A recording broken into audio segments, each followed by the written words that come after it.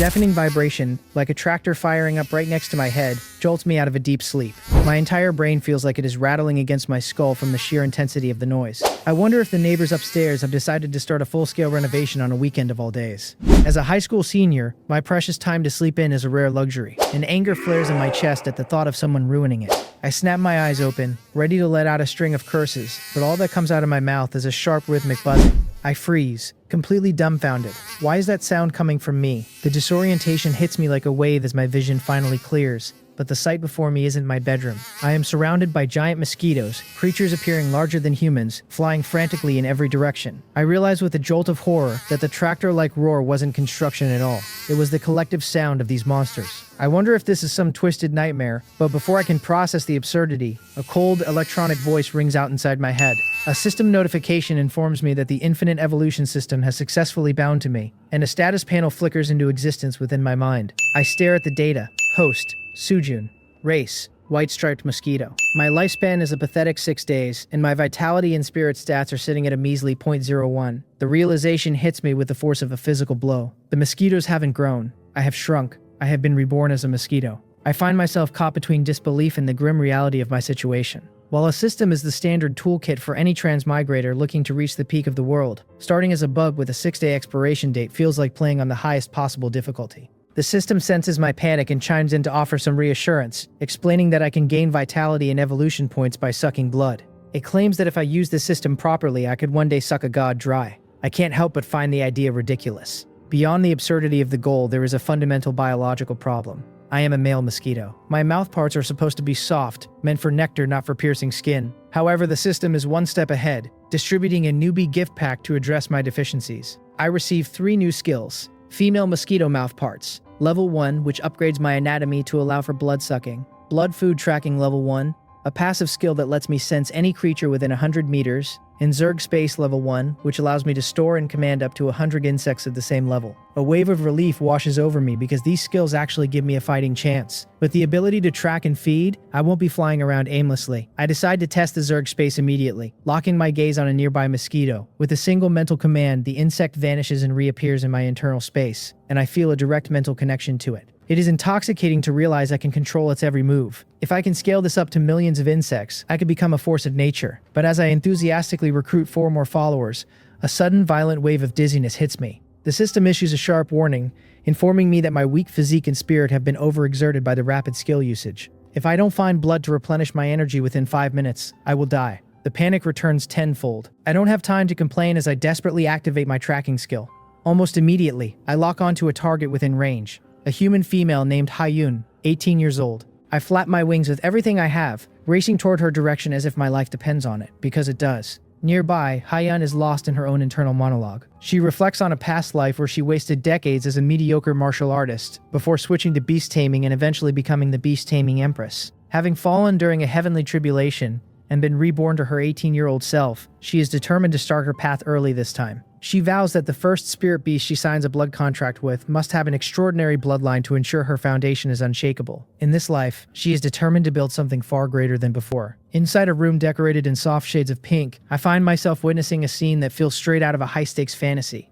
Hyun has already prepared a complex blood contract formation on the floor, and right in the center lies a coiled emerald green snake nearly a meter long. It's a spiritual green snake with a high-level bloodline, a creature destined to become a 5th-ranked demonic beast once it matures. This is the first contracted beast she has carefully selected for her new life. Understanding that for a beast tamer, this initial choice is everything because it dictates growth speed and potential limits. Before reaching the 5th rank herself, she won't even be able to contract a second beast. She reflects on her previous life with a sense of lingering frustration, remembering how she had started with a lowly big-eared rabbit. Even though she used her incredible talent to force that weak creature to evolve 3 times into a 5th-ranked beast, it cost her 3 years and a massive fortune. Once she progressed further, the rabbit became a complete burden without any combat power, leaving her perpetually behind her peers. She realizes now that if she had just one more high-level beast back then, she might have actually survived the final bolt of the heavenly tribulation. Now, looking at the green snake, her cold expression softens with a hint of fervor as she calculates her future strength. With a slight curl of her lips, she activates the formation, and a brilliant white light erupts to envelop them both. As Hyun bites her fingertip to draw the blood needed to finalize the permanent bond, I'm dealing with my own life or death crisis. I've landed on her slender, snowy white leg, feeling so dizzy from overexertion that I can barely think.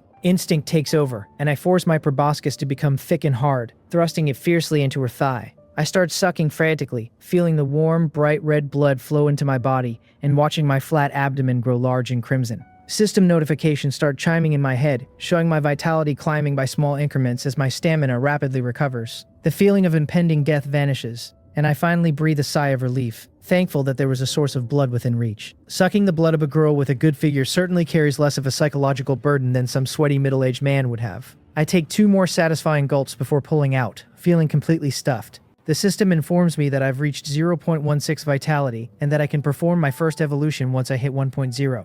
That doesn't seem difficult at all. Just a few more sessions like this and I'll be on my way. I'm actually considering just staying in this house to use her as a regular food source when a shocked female voice suddenly echoes directly in my mind. It isn't the system, and the confusion only deepens as the voice continues, sounding absolutely astonished. Hyun is spiraling into disbelief, realizing that while the blood contract didn't fail, it also didn't go as planned. She senses an incredibly weak spiritual power and starts to panic, wondering if she actually just contracted a mosquito. I can hear her inner thoughts clearly as she tries to remain calm and sense the connection again, only for her to eventually let out a vocal scream of pure shock. I'm standing there, or rather, flying there, completely baffled as to why I can suddenly hear her mind and what this blood contract even entails. The look in Hyun's eyes is one of pure despair. She slowly pieces together that right as she was about to drop her blood onto the snake, I had intercepted it by biting her leg. The formation recognized me as the primary target, binding the legendary Beast-Taming Empress to a common mosquito. To her, I am the absolute bottom of the food chain, a creature that shouldn't even be able to reach the 1st rank, let alone the 5th. She feels like the universe is playing a cruel joke on her, as even her immense talent can't bridge the gap for an insect like me. As she stands there feeling like her future is ruined, I'm finally putting the pieces together myself. I've accidentally bonded with a reincarnated empress, and now I've become her contracted beast. My mind is a complete mess trying to process the absurdity of it all. Hyun slumps to the ground as if her very soul has departed, her eyes hollow and her beautiful face pale with the color of dead ash.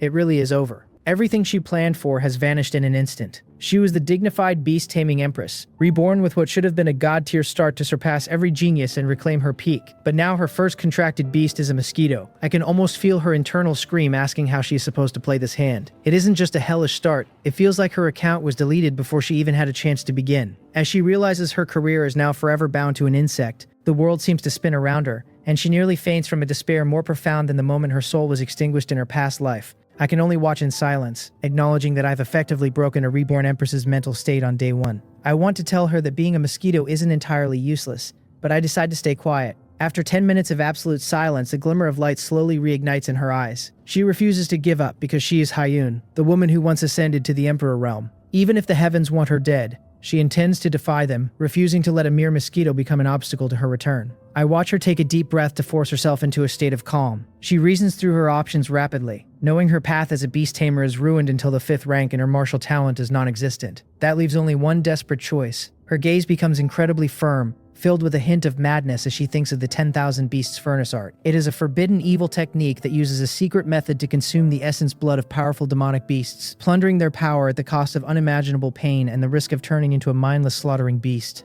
If there were any other hope, she would never choose this crooked path, but with her options blocked, she smiles tragically at the lack of choice. Through our mental link, I hear every word of her resolve, and I'm genuinely impressed. It occurs to me that we are a match made in heaven since we both have to rely on sucking blood to get stronger. I have to admire her mental fortitude.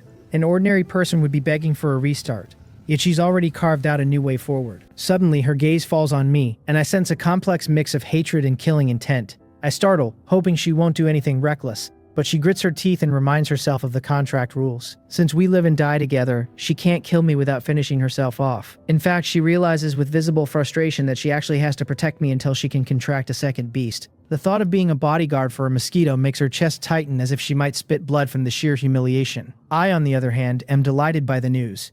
Getting a former empress as a free bodyguard means I can practically walk tall from now on. She can handle the slaughter while I handle the cheering and the blood-sucking. She glares at me, ordering me to behave and stay close, threatening that she won't let me off even as a ghost if I die. I barely have time to listen before the system chimes in again, announcing that my blood digestion is complete and granting me 0.1 evolution points. My belly flattens instantly, which surprises me. In my past life, a mosquito would stay bloated for a day, but here it's only been half an hour. The system must have enhanced my digestion to max out my efficiency. If I can reach 1 point of vitality from my first evolution in a single day instead of several, I'm in great shape. Plus, I have a safe, high-quality blood bag right in front of me. Feeling satisfied, I harden my proboscis and stab back down into her fair thigh for another round. Hyun is busy recalling the forbidden technique when she feels the familiar itch. Her hand flies up instinctively to slap me, but she stops herself just 5 centimeters away. Her eyes twitch and her face darkens as she realizes I'm already back for more. She seems to be on the verge of another breakdown, watching the creature that ruined her future feed on her while she remains helpless to strike back. But then, the most unexpected thing happens.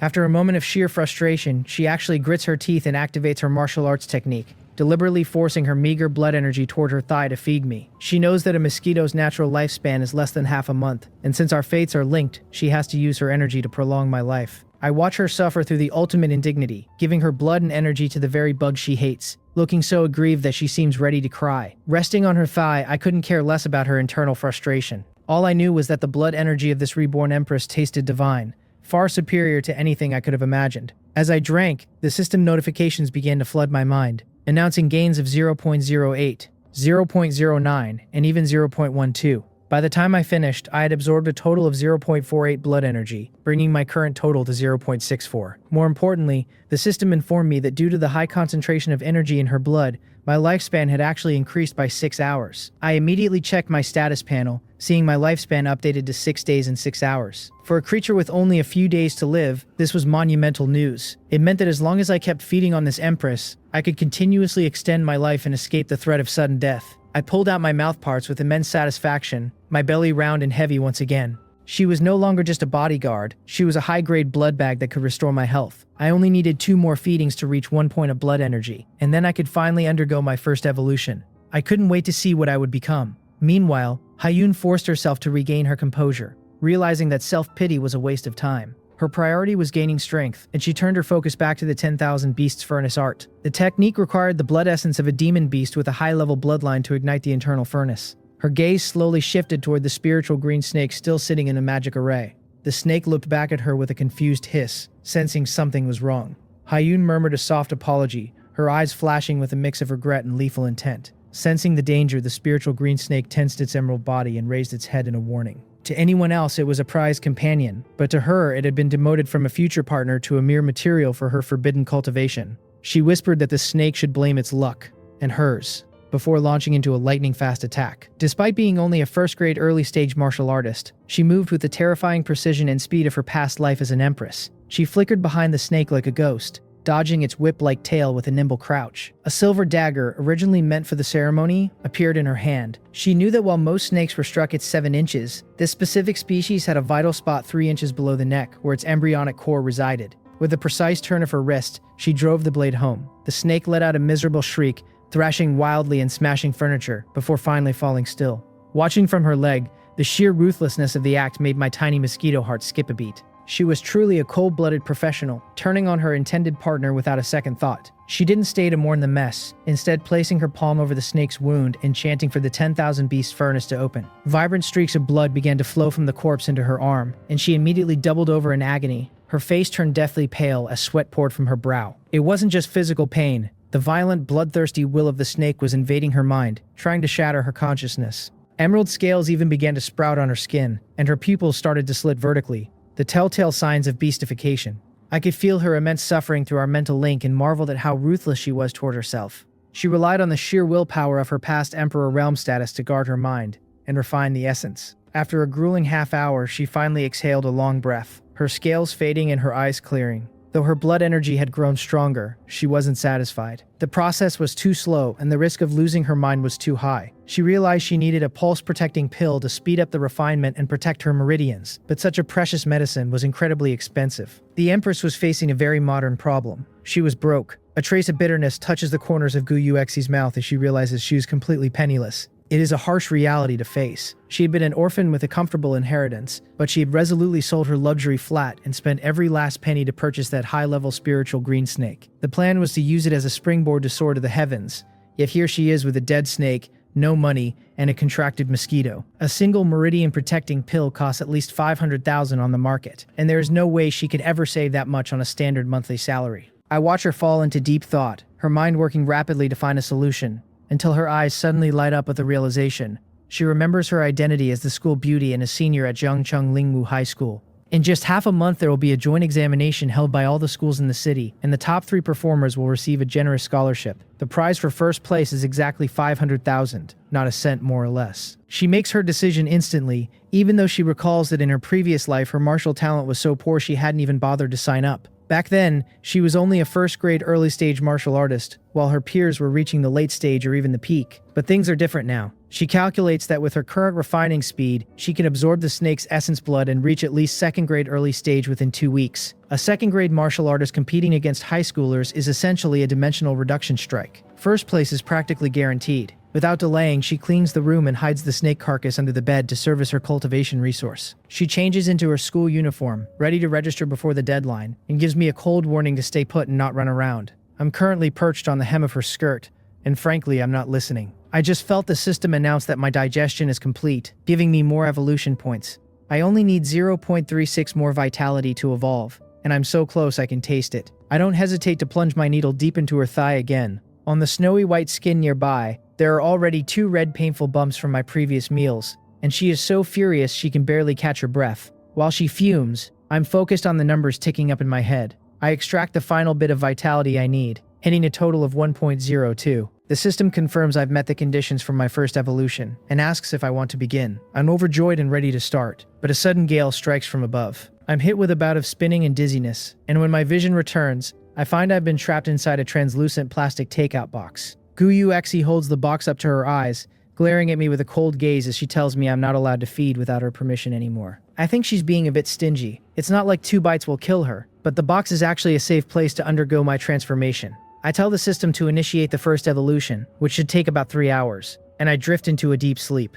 Guyuexi doesn't notice anything unusual as she tucks the box into her backpack and heads towards school. She put me in there partly out of spite, but mostly to protect me, knowing how fragile a mosquito is. As she walks the quiet, tree-lined paths of Jiangcheng Lingwu High School, she keeps a cold, detached expression, hiding the shame of her contracted beast. Little does she know that inside her bag, I am undergoing a radical mutation. I feel like I'm soaked in warm amniotic fluid, while strange energy remodels every cell in my body. When the process finally finishes, the system announces that I have evolved from a common white-striped mosquito into a junior mutated blood mosquito. I snap awake and check my new panel, and I can't help but curse inwardly with pure excitement. My lifespan has jumped to 30 days, giving me a solid chance at survival, and my vitality has increased significantly. The most terrifying change, however, is my mouth parts. My female mosquito mouth parts leveled up to level 2, transforming from something as thin as a hair into a weapon as thick as a toothpick. The tip shimmers with a cold light and the length is more than doubled. I'm fairly certain I could pierce an elephant's hide with this thing, let alone human skin.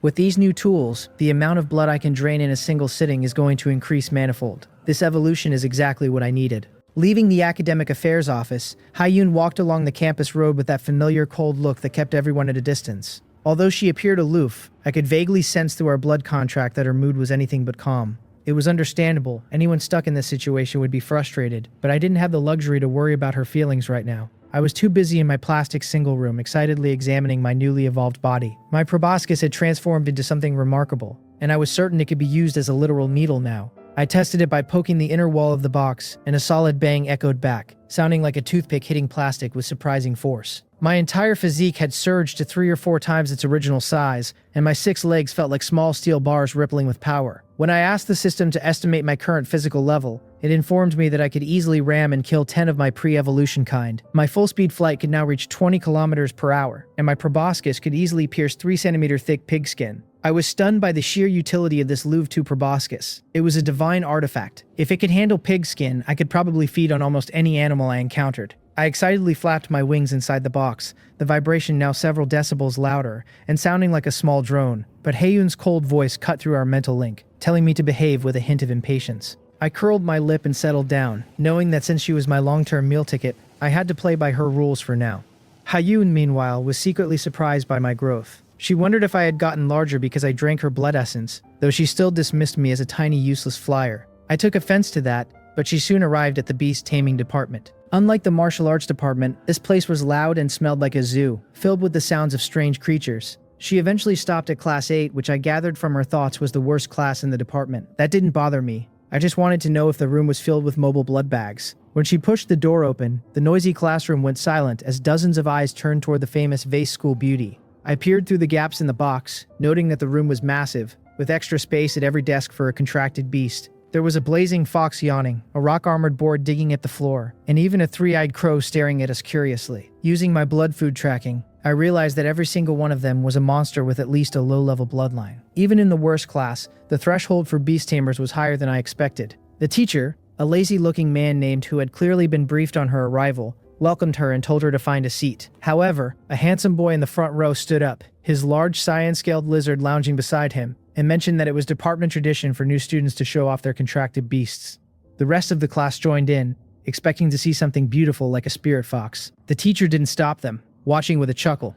Haiyun paused, then walked to the podium and placed the unremarkable takeout box down without a word. The classroom fell into a deathly silence as confusion spread through the room. Someone finally worked up the nerve to look inside and stammered out that it was a mosquito. The reaction was instantaneous. The classroom exploded into shouts of disbelief and mockery, with students calling her crazy and wondering what on earth she was thinking. They had expected many things, but a mosquito was simply ridiculous. Even the teacher's smile froze as he leaned in to confirm the sight, and after a long, awkward twitch of his mouth, he could only let out a sigh of pity for her. The noise and persistent discussions in the classroom didn't bother Haiyun at all, as her cold and stunning face remained perfectly composed. It was as if the chaos had nothing to do with her. She quietly put away the box containing me, walked straight to an empty seat in the back row, and began flipping through a textbook from her bag. That level of calm, looking unfazed even if a mountain were to collapse right in front of her, left our gossiping classmates at a loss for words. Since she didn't seem to care, their fussing only made them look classless, and the chatter eventually died down. However, the looks they cast her way were heavy with regret, sympathy, and a profound lack of understanding. In their eyes, she had simply given up on herself. The young teacher on the podium slapped the desk to restore order,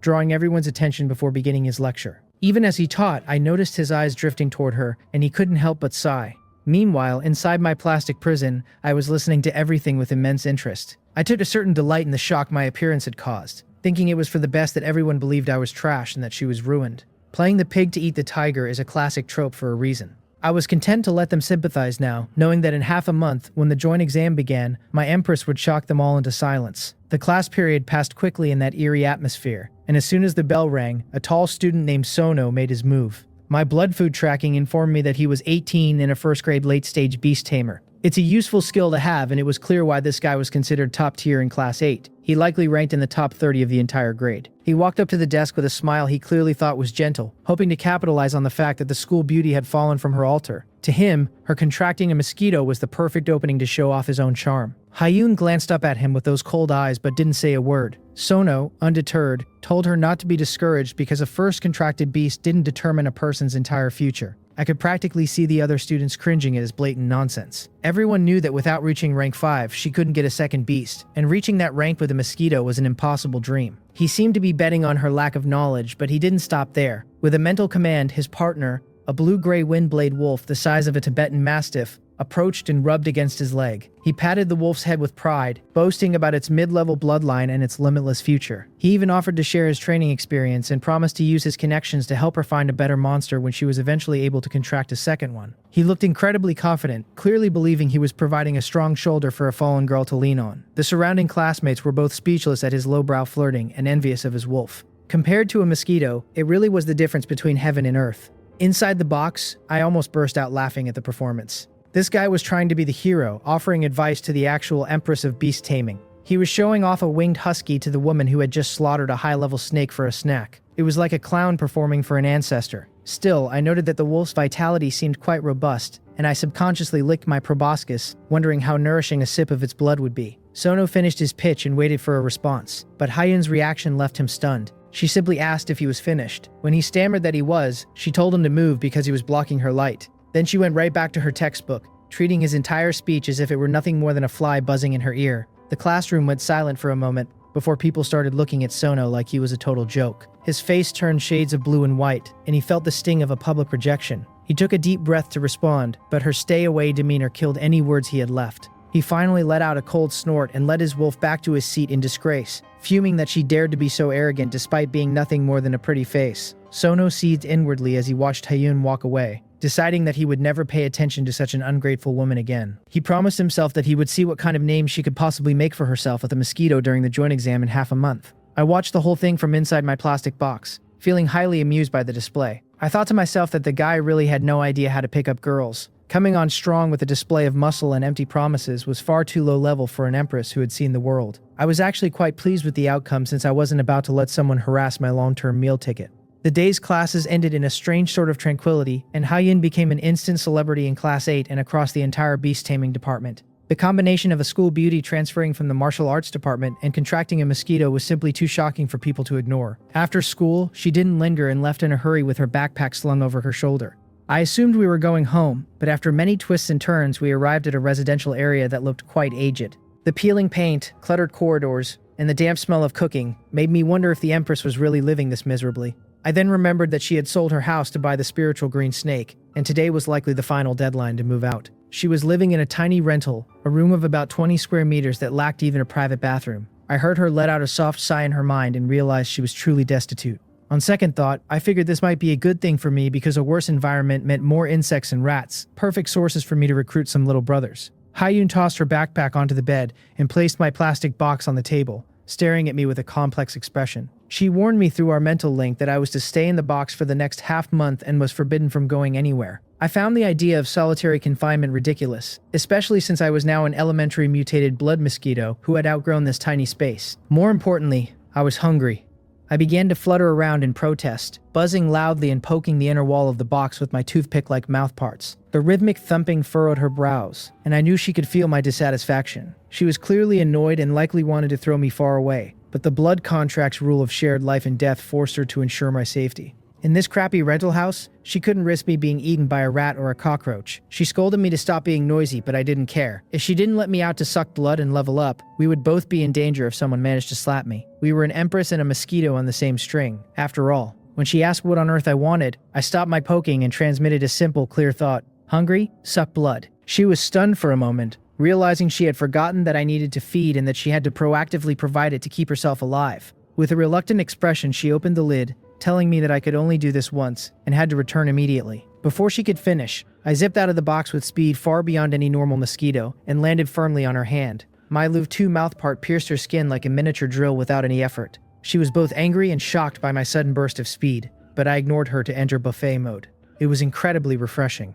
I absorbed 0.8 blood essence in one go, bringing my total to 1.9. The system notified me that digestion would take an hour and would grant me 0.4 evolution points and 5 hours of additional lifespan. Feeling satisfied and bloated like a red glass bead, I wobbly pulled out my mouthpart to fly back. However, Haiyun slammed the lid shut and began scrutinizing me with an intense gaze. She finally noticed that my body size and my needle-like mouthparts had changed significantly. The pain of the bite was several times more intense than before, leading her to the absurd yet logical conclusion that consuming her blood essence was allowing me to evolve. As the former Beast-Taming Empress, she knew that for an ordinary insect to change this much in a single day was impossible. She stared at me, her mind racing with the realization that I might actually be a variant. In this world, a variant is a demonic beast whose bloodline has undergone an unknown mutation, often granting them potential far beyond their peers and the rare ability to evolve independently. She convinced herself that sucking her blood, which was rich with vital energy, must have triggered a dormant mutation in my body and allowed me to complete my first evolution. Having reached this conclusion,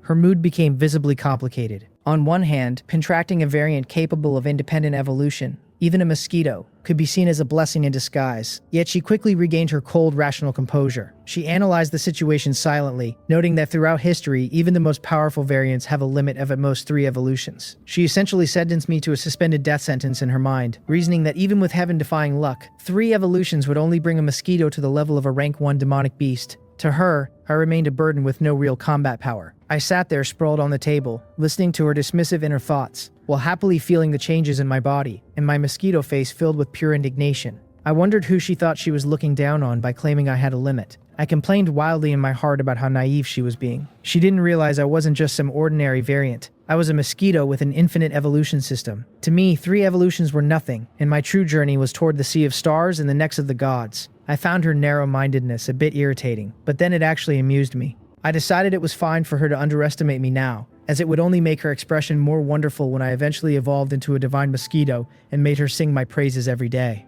While I was lost in my thoughts, Haiyun stopped dwelling on me and focused on her own progress. In her view, I was just a bad investment with an extremely low rate of return. She dragged the large bag containing the spiritual green snake's corpse from under the bed, and as soon as she opened it, a thick scent of blood filled the room. Mixed in with that iron scent was a strange, alluring fragrance unique to high bloodline demonic beasts. The moment I caught that scent, my eyes widened. My blood food tracking skill told me the energy in that snake blood was 10 times richer than Hyun's. I instantly forgot my annoyance, staring intently at the cold snake with my mouthparts moving involuntarily. I was practically drooling at the sight of such a great tonic. Hyun ignored my longing and sat cross-legged, pressing her hands against the snake's wound to activate the myriad beast furnace once more.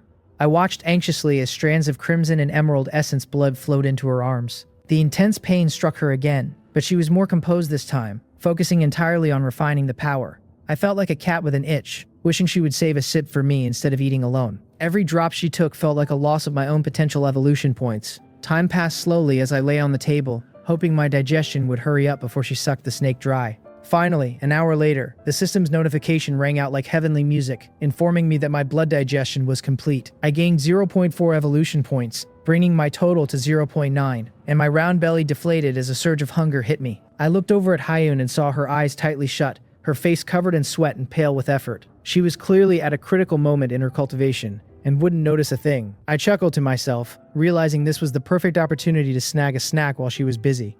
I flapped my wings carefully, keeping my flight as quiet as possible.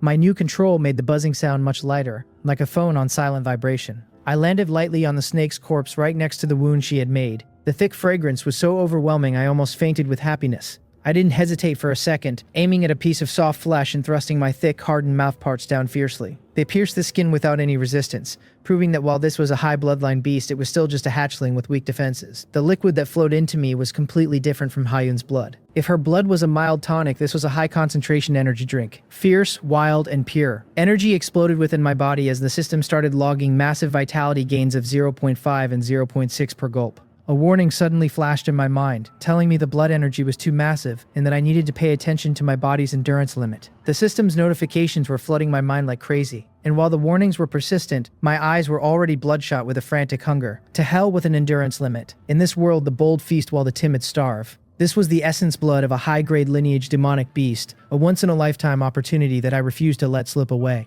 Instead of stopping, I sucked even harder, the sound of my feeding becoming a sharp, rhythmic drone. I could feel my belly swelling at a visible rate, quickly becoming even larger than it had been when I fed on Hyun. My abdomen shifted from a bright red to a deep, dark crimson, looking like a small bomb that could explode at any moment. It wasn't until I felt my body was truly about to burst, with waves of tearing pain coming from my skin, that I reluctantly pulled away. I let out a satisfied burp and wobbled as I retracted my proboscis, dragging my heavy body back onto the table. I was so full I could barely fly, but I managed to crawl into place and pretend nothing had happened. When the system's final settlement appeared, I was absolutely overjoyed. I had absorbed 4.2 vital energy, bringing my total to 6.1. Furthermore, because I had consumed a high-grade lineage cub, the system estimated that once the blood digested, I would gain 2.1 evolution points and 2 additional days of lifespan. I had hit the jackpot, and this wave of feeding was a massive profit that made me want to burst out laughing. With just one mouthful, I had gained more vital energy and lifespan than all the times I had painstakingly fed on Hyun combined. My total vital energy was now more than halfway to the 10 points needed for my second evolution, and I already had more than enough evolution points to cover the cost. Life was good. I lay on the table savoring the surging power in my belly as my heart bloomed with joy. I could feel every cell in my body undergoing subtle, wonderful changes under the nourishment of this energy, my physical strength increasing bit by bit. This spiritual green snake's blood was just too potent, far more powerful than the Empress's blood. I felt incredibly comfortable realizing that if I could get my hands on this quality of food every day, evolving into a primal Saint Mosquito wouldn't just be a dream. While savoring the fragrance of the snake blood, I peeked at Hyun. She was still practicing with her eyes closed, her brows tightly knit and her forehead drenched in sweat. Clearly, refining the snake blood was no easy task for her, and I silently cheered her on. I decided our combination was a match made in heaven. She could handle the hard cultivation to get stronger, and I would handle the difficult task of sharing the food.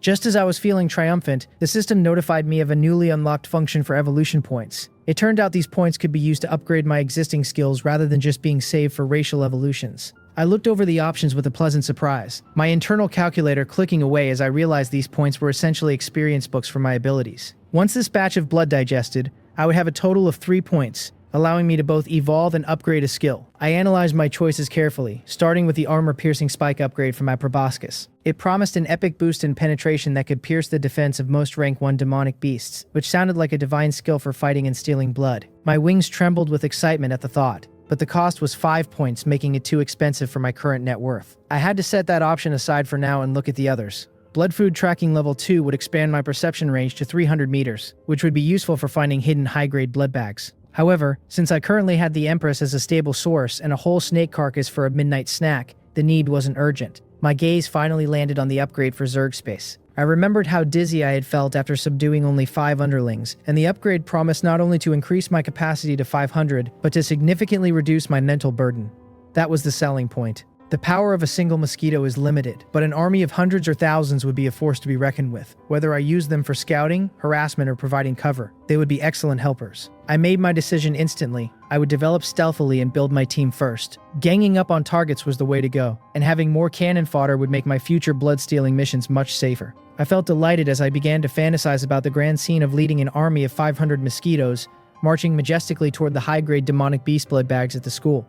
After a full hour, Hyun slowly opened her eyes and exhaled a long breath of turbid air that carried a faint metallic scent of blood. Though her complexion remained pale, her eyes shone with a new brilliance, as she had successfully broken through to the first-grade mid-stage in a single day. If word of this speed got out, it would undoubtedly shock the entire Jiangchun Lingwu High School, proving just how domineering the 10,000 Beast Furnace art truly was. However, she also recognized the growing strain on her spirit caused by the violent will of the spiritual green snake's essence blood. Had she not relied on the iron will of her previous life as an empress, she would have likely succumbed to beastification by now. I watched her calculate the need for a vessel protection pill as her gaze drifted back toward the snake carcass on the floor. She froze, her delicate brows furrowing in confusion as she noticed the corpse looked slightly more shriveled than before. She seemed to wonder if it was an illusion, or perhaps a perceptual deviation caused by her intense cultivation. Subconsciously, she turned her head toward me on the desk. I was playing my role perfectly, lying motionless with my abdomen swollen like a dark red ball, appearing for all the world like I had fallen into a food coma after overeating. She stared at me for several seconds, and I could sense the absurd thought crossing her mind. Had this guy stolen a bite? But she dismissed it almost immediately, reasoning that the violent energy of a high-grade bloodline demonic beast would cause a fragile insect like me to explode instantly. She shook her head, tossing the speculation aside as a product of mental fatigue, and tucked the bag back under the bed. It was her only hope for reaching the second grade in the coming weeks, and she couldn't afford any losses. From my spot on the desk, I nearly burst out laughing at her internal monologue. She had guessed the truth but lacked the context of my system, which protected me from such a messy end. If my stomach capacity weren't limited, I would have sucked that snake into jerky right then and there. I continued to gloat internally while enduring the 3-hour digestion process. The snake blood felt like a bottle of concentrated caffeine rampaging through my system, leaving me in a state of high-energy discomfort while I waited for her to fall asleep. Exhaustion eventually won out, and after a quick wash, Hyun collapsed onto the bed and fell into a deep, steady sleep. Around 3 in the morning, the heavenly sound of a system notification finally rang out. My digestion was complete, granting me 2.1 evolution points and an extra 3 days of lifespan. My status was updated. I now had 33 days of life and a chi and blood value of 6.1. I snapped my eyes open, feeling my nearly bursting abdomen deflate as a pure, strong power integrated into my limbs and bones. I looked at my 3 evolution points with pure delight and immediately issued the command to upgrade my Zerg space to level 2. The previously cramped space in my mind expanded more than tenfold, and the dizziness I had felt when controlling subordinates vanished. It was replaced by a feeling of effortless, fluid control. I excitedly flapped my wings, tempted to let out a triumphant buzz toward the ceiling before realizing I had work to do. It was time to assemble my first Mosquito Legion. I glanced at the sleeping Empress and quietly flew toward the gaps in the dilapidated window. I squeezed through and entered the dark, humid corridor outside, where the smell of rotten garbage was everywhere. While the old Sujun might have died from the stench, as a mosquito I found the environment strangely familiar, an insect paradise. I rubbed my forelegs together, using my tracking skill to perceive the hidden lifeforms within the building. I wasn't going for my mosquito brethren just yet. They were too conspicuous and lacked combat power. Instead, I decided to look for some tough, thick-skinned cannon fodder. I flew down to the garbage heap downstairs, which was essentially a grand gala for insects. My eyes locked onto a group of cockroaches gnawing on rotten leaves. They were the perfect meat shields and scouts. Tenacious, skilled at hiding, and practically unkillable. I targeted the largest, fattest one and used the collect command, watching it vanish instantly into my Zerg space. Feeling the new spiritual connection, I energized myself and began a full-scale conscription plan. 1, 2, 10, 50. I worked like a diligent beekeeper, but instead of honey, I was collecting a literal army. One by one, I pulled cockroaches, flies, moths, and whatever random bugs scuttled near the trash pile into my storage.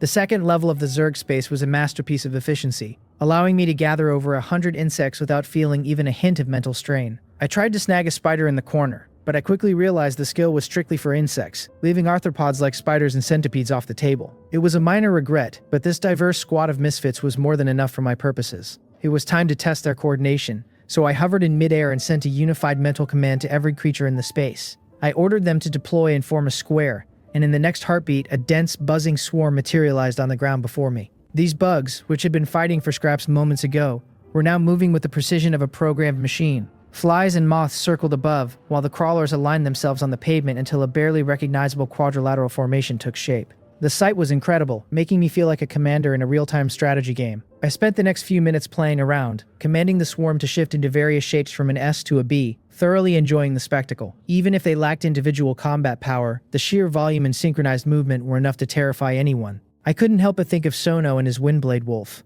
I decided that tomorrow at school, I'd use his winged husky as a training dummy to show him what the true path of beast taming looked like. The next morning, Hyun woke up feeling completely refreshed, her breakthrough to the first grade mid-stage having granted her a significant boost in stamina and energy. She glanced at the table and saw me lying there with a deflated belly, looking perfectly normal. She still viewed me as a mere burden that needed regular feeding, and after locking me back into the plastic takeout box, she hurried off to school. With the joint exam looming, she was desperate to confirm the details of the 10,000 Beasts furnace art and the vein protection pills in the library. While she focused on her past life memories, I was busy in my box finalizing the mobilization of over 200 underlings for our upcoming debut. The atmosphere in Class 8 was noticeably more tense than the day before as everyone scrambled to bond with their beasts before the examination. Hyun's entrance caused a small stir, and I saw Sono's Windblade Wolf yawning lazily near his desk. Sono watched her sit in the back with a look of lingering resentment, still stinging from her rejection the previous day. He muttered to himself about how she was an unappreciative piece of trash who had ruined her life with a mosquito, convinced she would be crying once the joint exam arrived. He was determined to regain his dignity today by showing off his superior power. Most students eventually ignored her, seeing a mosquito tamer as someone beneath their notice, which allowed Hyun to sink into her books in peace. Inside the box, however, I was delivering a high-stakes briefing to my troops. I designated the winged husky as our target for Operation Buffet. Step 1 involved the flight squadron of flies and moths providing high-altitude harassment to draw the attention of both the wolf and its master. Step 2 tasked the ground team with swarming the floor and desks to maximize the chaos. Finally, as the commander and the only one actually dining, I would use the distraction to launch a surprise strike and secure my meal. I waited for the perfect window, which arrived with the recess bell. As the teacher departed and students began congregating to discuss their beasts, Sono seized his moment. He spoke loudly to attract attention, announcing that his Windblade Wolf had learned a new skill. He shot a glance at Hyun, and when she didn't react, he grew even more irritated. With a sharp thought, he commanded the wolf to growl and spit out a crescent-shaped blade of wind. The projectile whistled through the air, precisely slicing the tip off a piece of chalk, which immediately drew a chorus of cheers from the surrounding students. They marveled at the accuracy of his intermediate bloodline monster,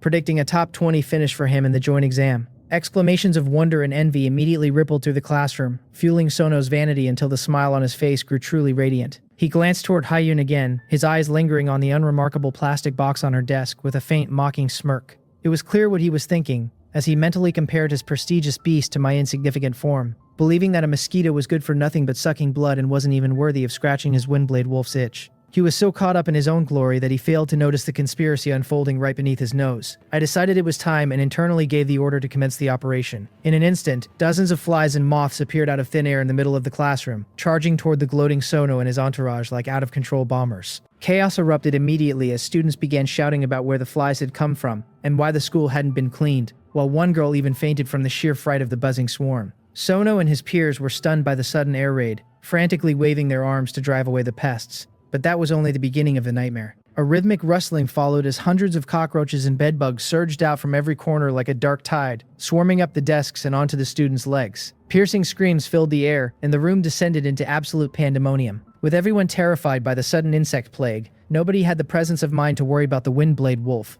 which was growling incessantly and swatting at the intruders with its claws. I seized this once-in-a-lifetime opportunity by opening a small crack in the plastic box and zipping out. At a speed far exceeding any ordinary mosquito, I traced an invisible black line through the air and landed with pinpoint accuracy on the wolf's back. The creature's fur was thick, like a layer of green armor, but I wasn't about to be reckless. I used my tiny size to weave rapidly through the fur, searching for a weakness like an experienced hunter, until I found a spot on the back of its neck where the skin was soft and the hair was sparse. I chuckled to myself, mentally telling the little wolf pup that his grandpa Mosquito had arrived. Without hesitation, I aimed my level 2 proboscis at the weak point and stabbed down. A faint sound of sharp metal entering flesh followed, and while my proboscis wasn't yet strong enough to ignore a beast's natural defense, it was more than sufficient for a vulnerable spot like this. The windblade wolf jerked in pain, letting out a sharp yelp, but before it could react, a stream of pure, scalding, and highly active blood surged through my proboscis and into my body. The system notifications began to flood my mind, warning me about the massive intake of blood energy and the limits of my endurance. But the final tally left me stunned. I had absorbed 5.5 blood chi,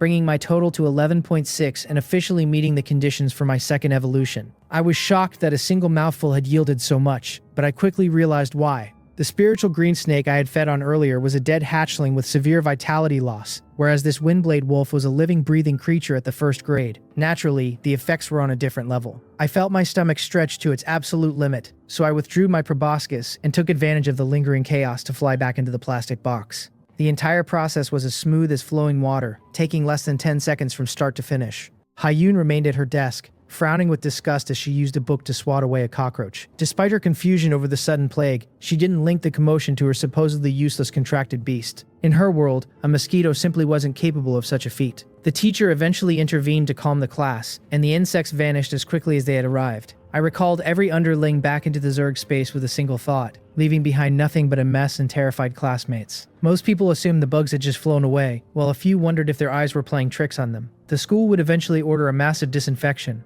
but that was a problem for later. I lay in the plastic box, excitedly reviewing my status panel. With 11.6 blood chi and 1.0 evolution points, the conditions for my second evolution were ready. I suppressed the urge to evolve immediately, knowing the classroom was too public and unsafe for such a transformation. I decided to wait until I got home, filled with anticipation for what surprises this next step would bring. I wondered if I would finally break the limitations of my species and become a true demonic beast.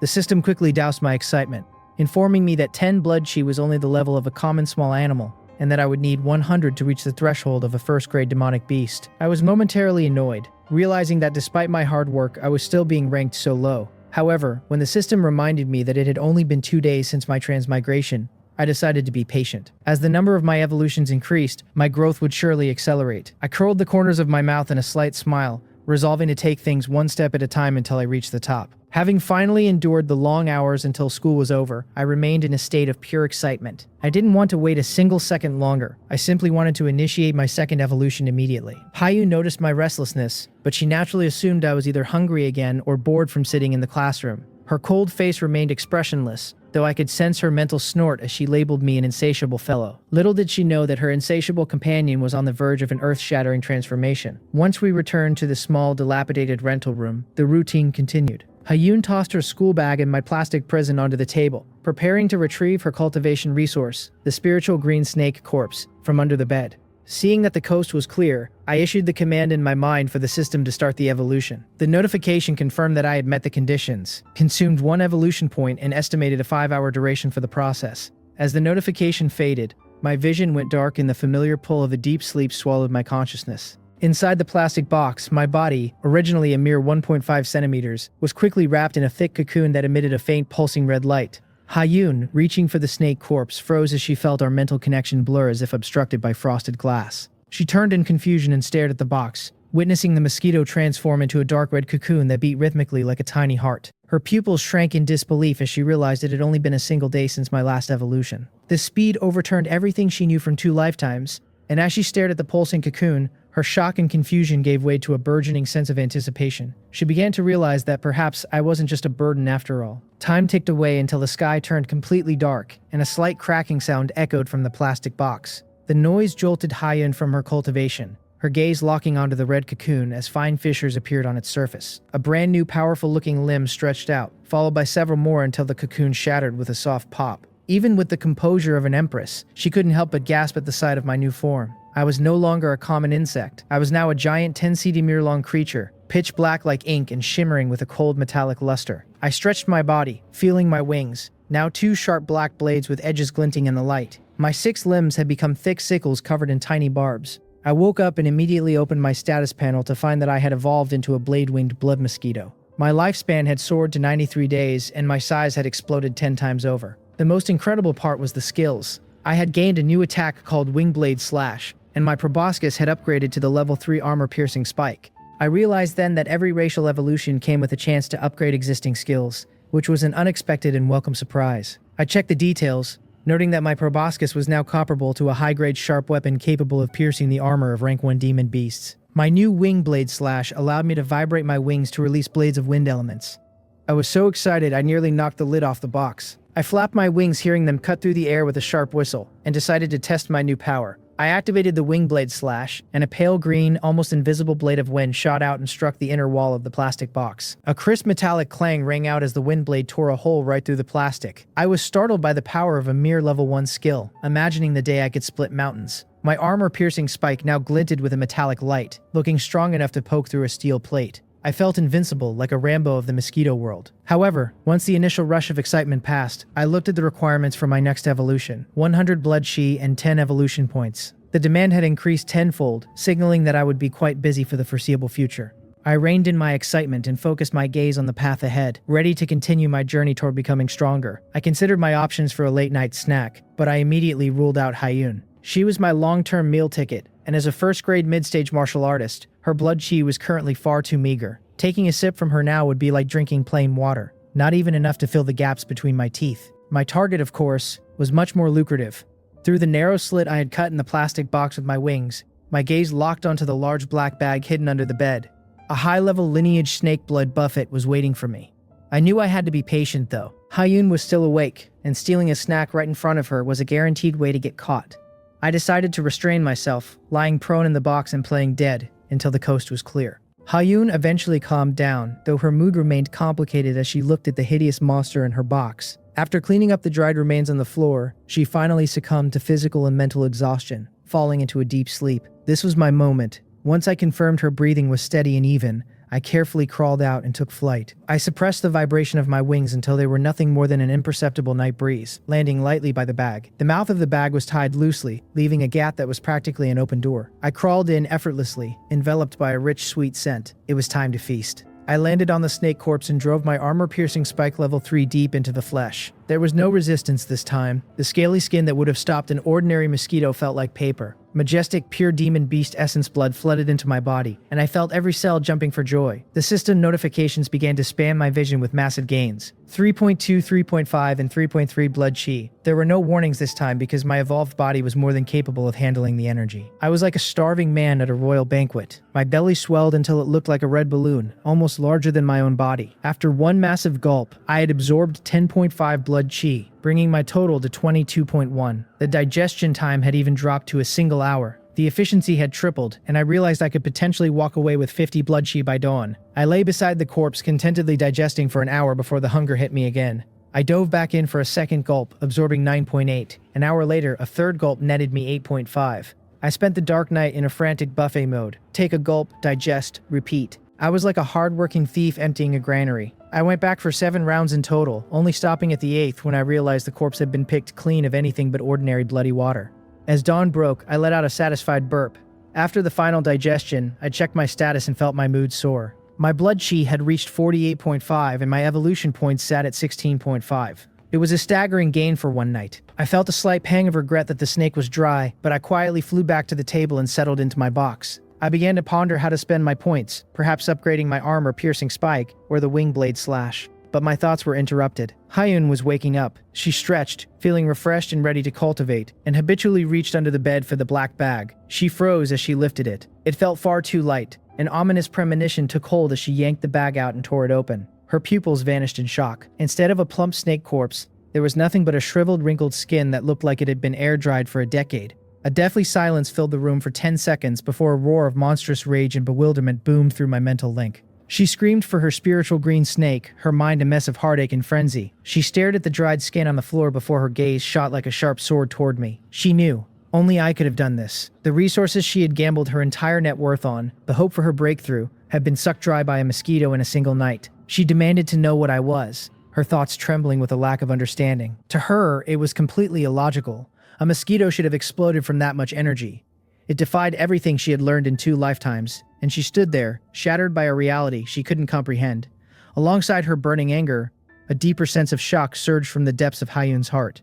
At the very moment her fury peaked, she felt a distinct feedback through the blood contract, a rush of force flowing from the mosquito's body into her own. A contracted beast typically feeds back 1/10 of its power to its master, but because I had been so weak before, she hadn't noticed the sensation until now. But as she perceived the abnormally vigorous energy within me, she realized my blood chi had reached nearly 50 points. She calculated the number in her head, and the realization made her scalp tingle. 50 points of blood energy was still a far cry from the 100 points required to be a first-grade monster beast, but it was already equivalent to an adult wild wolf or a half-grown wild boar. In just 2 short days, a common insect with a negligible lifespan had grown into a monster comparable to a wild beast. Her gaze shifted from disgust and helplessness into a look of profound shock and curiosity, as if she were staring at an unknown mythical creature. She found herself wondering if her true opportunity in this life wasn't her rebirth, but the act of contracting me. Facing her silent questioning, I calmly waved my blade-like wings and transmitted my thoughts. I told her not to get excited over a dead snake, pointing out that since we both got stronger, it was a win-win situation. I even nudged her about her snail-like cultivation speed, noting that by the time she finished that snake on her own, the opportunity would have passed, and she really needed my high-efficiency results. The smug emotion I projected,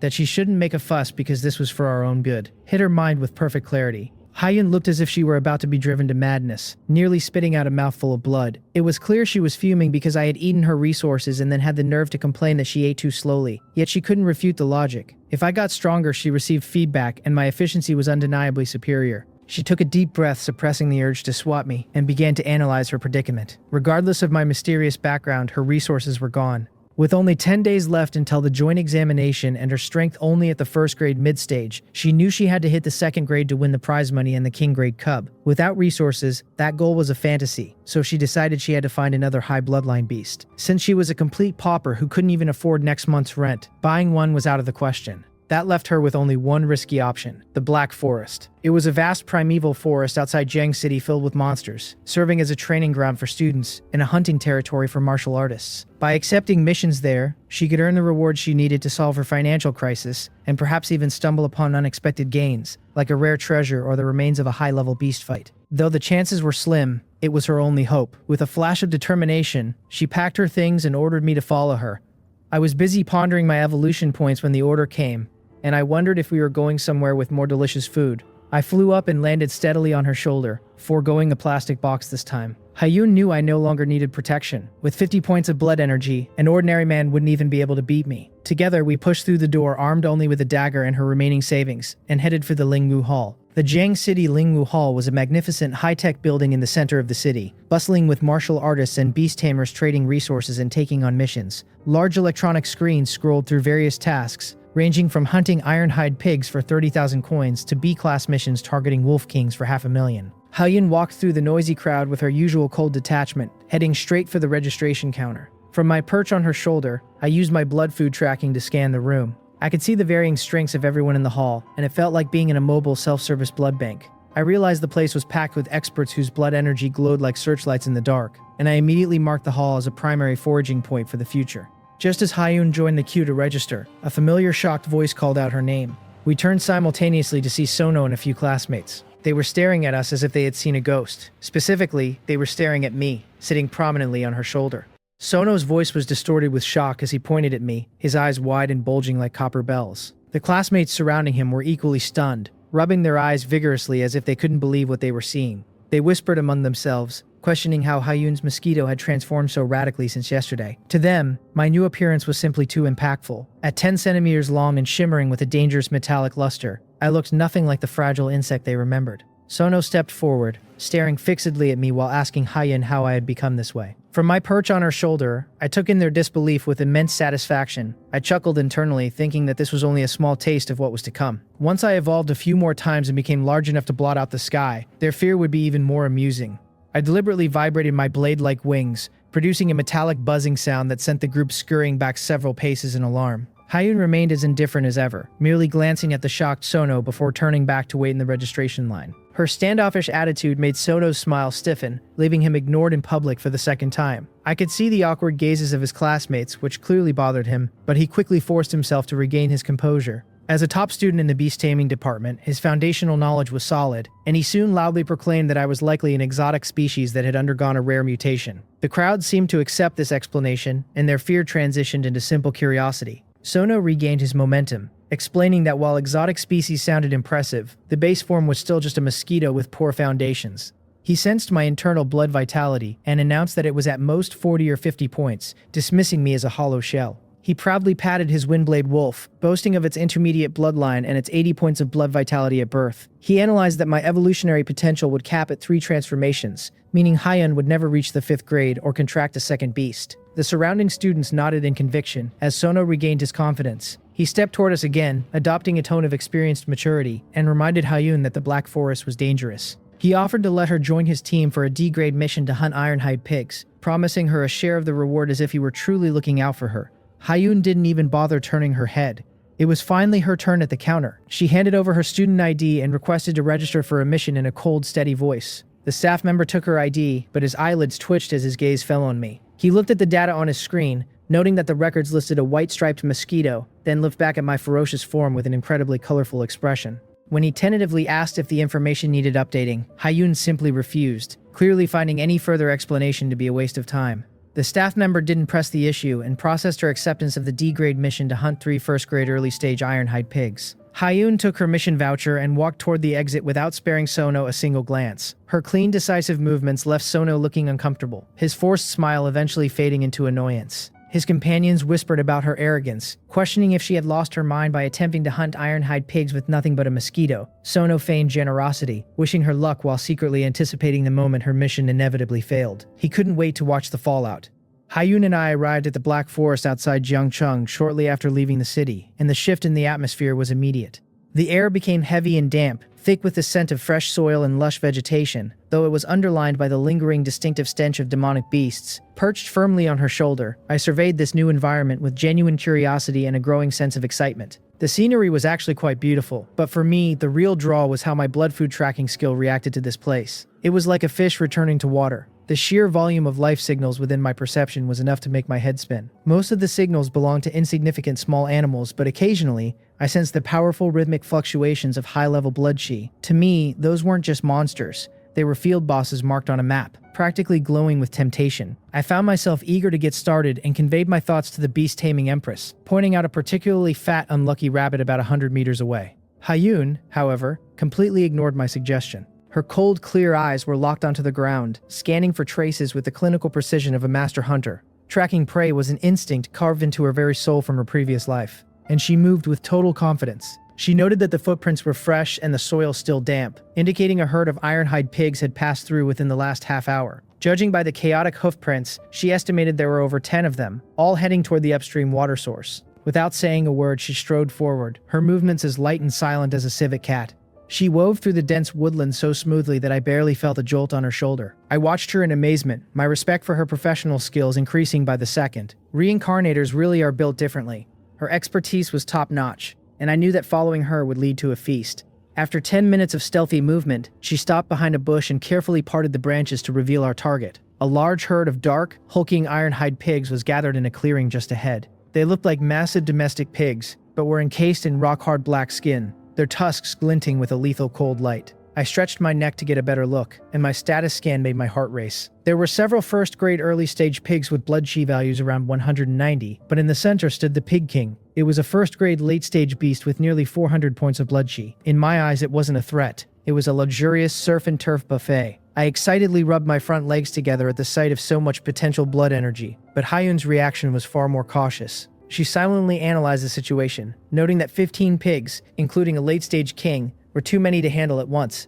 Even with her mid-stage strength, she knew getting surrounded would be a death sentence. She needed a way to lure them away and pick them off one by one, yet she struggled to find a method that wouldn't alert the entire herd. As I felt her hesitation, I couldn't help but feel a bit smug.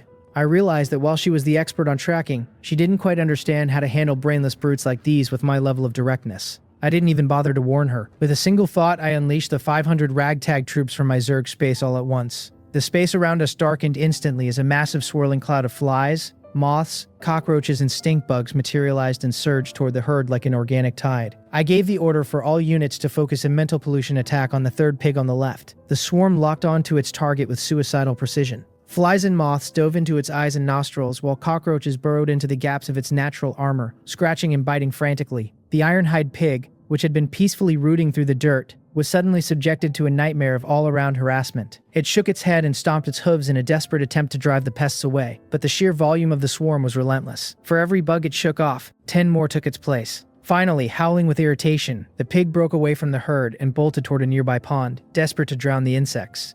This sudden chaotic scene left Hyun absolutely stunned. A dazed expression broke through her icy facade for the first time as she watched the disciplined cloud of insects drive the monster away. Her mind went completely blank, wondering where they had come from and how they could possibly be so organized. Then, a memory of the classroom incident yesterday flashed in her mind. She turned her head abruptly to look at me as I sat leisurely preening my wings on her shoulder. She looked at me as if she had seen a ghost, a guess bubbling up that she found utterly unscientific. She wondered if a mere mosquito could actually possess a swarm consciousness. My existence was once again fiercely impacting her entire worldview. The current situation allowed her no time for idle thought. A sharp light flashed in Hyun's eyes as she instantly suppressed her shock and doubt. Regardless of how this was happening, she knew she couldn't let such a perfect opportunity slip by. She turned to me with a silent inquiry in her gaze, and being incredibly sharp, I understood her immediately. I smugly transmitted a thought telling her not to worry and to leave it to me. With a single command, I recalled the swarm of little brothers into my space, clearing a perfect attack route for her. In the next second, Hyun moved. Her figure was like an arrow released from a bow as she silently charged toward the isolated ironhide pig. The beast had just reached the edge of the pond when it felt a sudden vicious wind from behind. It whipped its head around, only to see a cold flash of light zip past its eyes. Relying on her precise power and insight as an empress, she drove her dagger through the pig's eye socket and straight into its brain. The massive body crashed to the ground without a single scream, its life extinguished in one clean, efficient hit. As she dragged the carcass into the tall grass to hide it, she breathed a sigh of relief, planning to use this kill to complete her mission. She had no intention of using the 10,000 Beasts furnace art on a creature without a bloodline. The impurities were too high and the chaotic will posed too much of a risk for little benefit. However, just because she wasn't interested didn't mean I was going to be polite. I leapt from her shoulder and landed on the pig, thrusting my armor-piercing spike deep into the flesh. The system informed me that I had absorbed 5.8 vitality but issued a warning about the low blood quality and reduced conversion efficiency. I paused, a bit annoyed that a 400-pound pig yielded less than 6 points of vitality, but I quickly realized that a demonic beast's bloodline directly determined the cost-performance ratio of my feeding. This ironhide pig was basically water-bloated garbage with little nutritional value. Still, meat is meat, and I wasn't about to be picky. I wobbled back to her shoulder and let out a satisfied burp. Hyun returned to the clearing and looked at the remaining 14 pigs, falling back into deep thought about how to handle the 2 more she needed for the mission. I saw right through her and released my insect army once more, launching another mental pollution attack on an unlucky fellow at the edge.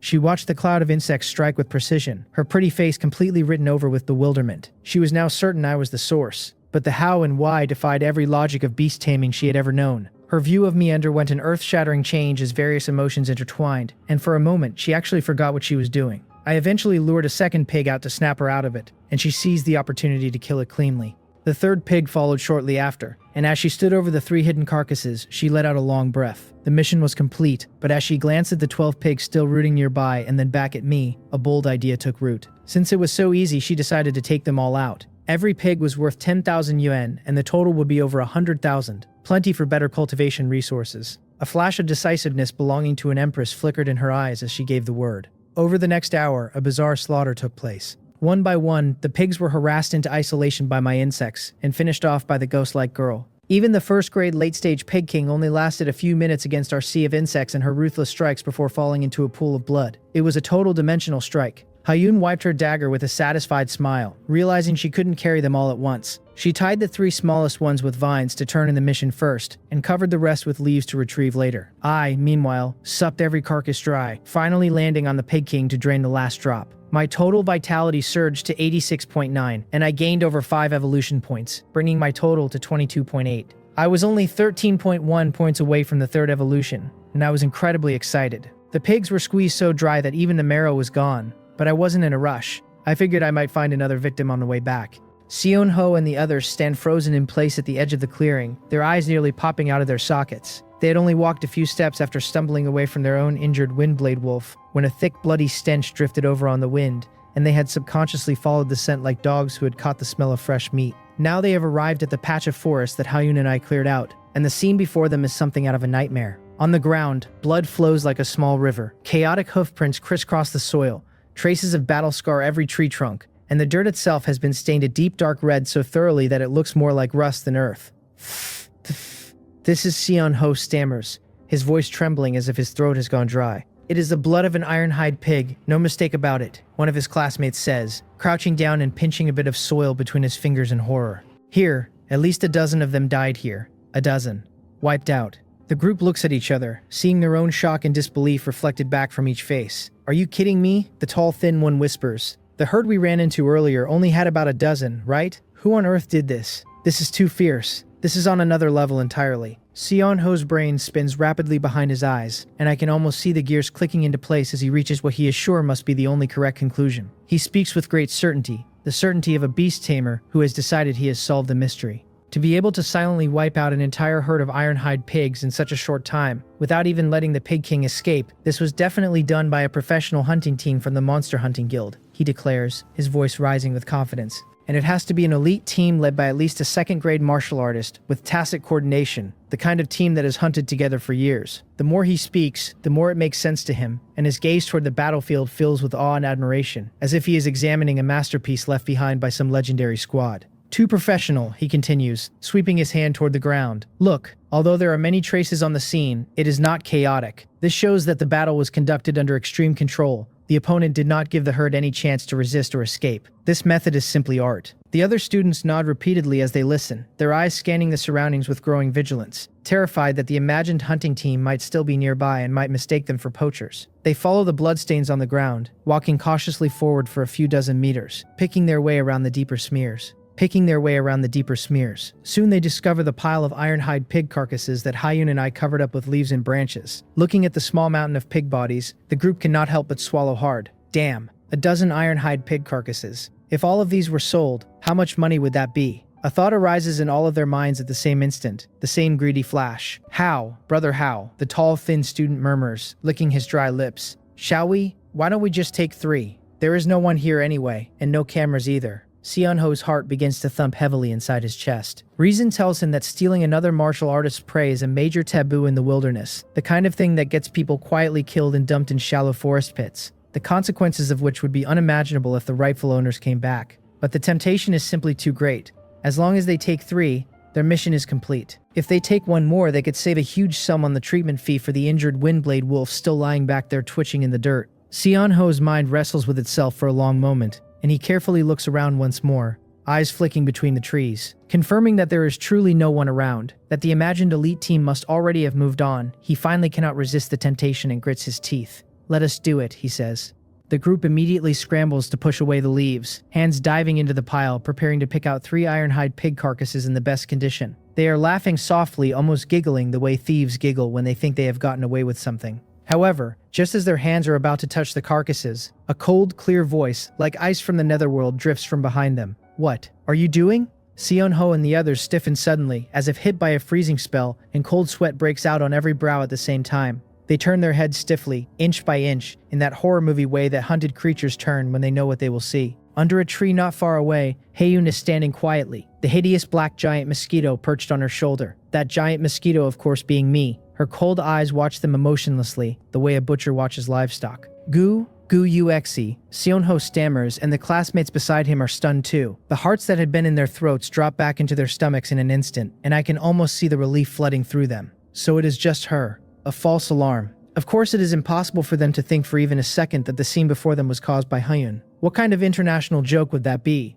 Just based on her, a first-grade early-stage martial artist, plus a mutated mosquito that does not even have a monster grade. Could she wipe out an entire herd of ironhide pigs? The Pig King would laugh out loud hearing that. In their eyes, Hyun has 100%, just like them, gotten lucky and happened to discover this treasure left behind by someone else. Damn, so it is you. You scared me. The tall, thin classmate exhales loudly and slaps his own chest. Seon-ho's expression softens, though he is still a bit nervous inside, since they have technically been caught red-handed, preparing to steal. He clears his throat and, pretending as if nothing has happened, takes the initiative to speak. Classmate Hyun, you found this place too?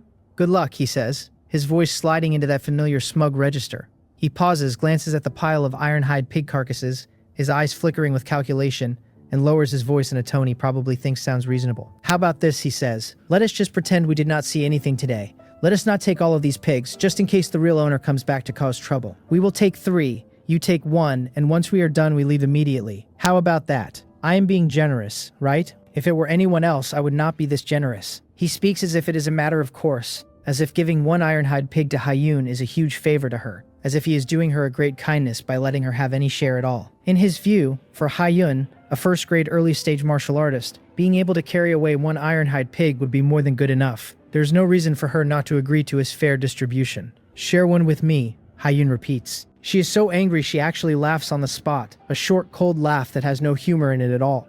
These ironhide pigs were all killed by me. What do you mean by share one with me? The air instantly freezes around them. The expressions on Seon-ho's and his classmates' faces twist, as if they have all been simultaneously constipated, an incredibly spectacular collective grimace.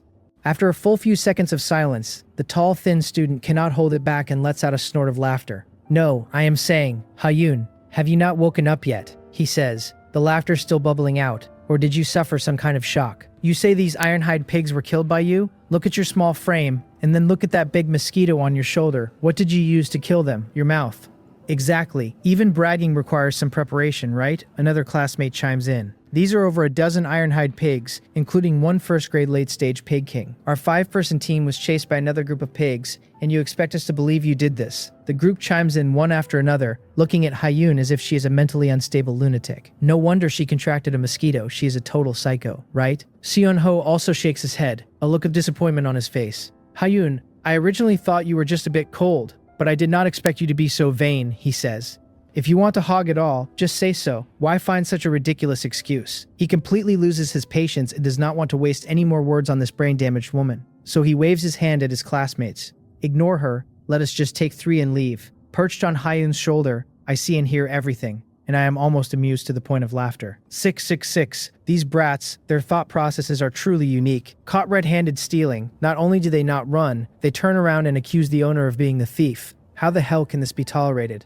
Damn it, shouldn't we beat them up? I have long been annoyed with this Seon-ho, I think, and the more I think about it, the angrier I get. And Hyun's eyes also turn cold. A faint trace of killing intent quietly gathers in the depths of her gaze. This Seon-ho has been constantly trying to make his presence known in front of her, like a buzzing fly which was already starting to annoy her. And now he is pulling a stunt like this. Hyun's irritation has reached its breaking point. Should she just get rid of these annoying bugs? This is the Black Forest after all. It is perfectly normal for a few students to go missing every year, to have their bones bleached white under the leaves long before anyone goes looking. With her current strength and my support, dealing with these injured remnants would be little more than a minor effort. Seon-ho's Windblade Wolf is currently as listless as a common mutt and no longer poses any threat at all. However, just then, a series of footsteps echoes from the nearby woods. Soon after, a group of 5 people emerges from the forest. All 5 wear matching black combat uniforms and carry a murderous aura. Clearly professionals who live their lives on the edge of a blade. Leading them is a burly middle-aged man with a cold expression. I instinctively look over, and blood food tracking instantly provides information. Hu Feng, 2nd grade peak martial artist. Blood chi value approximately 1,987 points. A 2nd grade peak martial artist?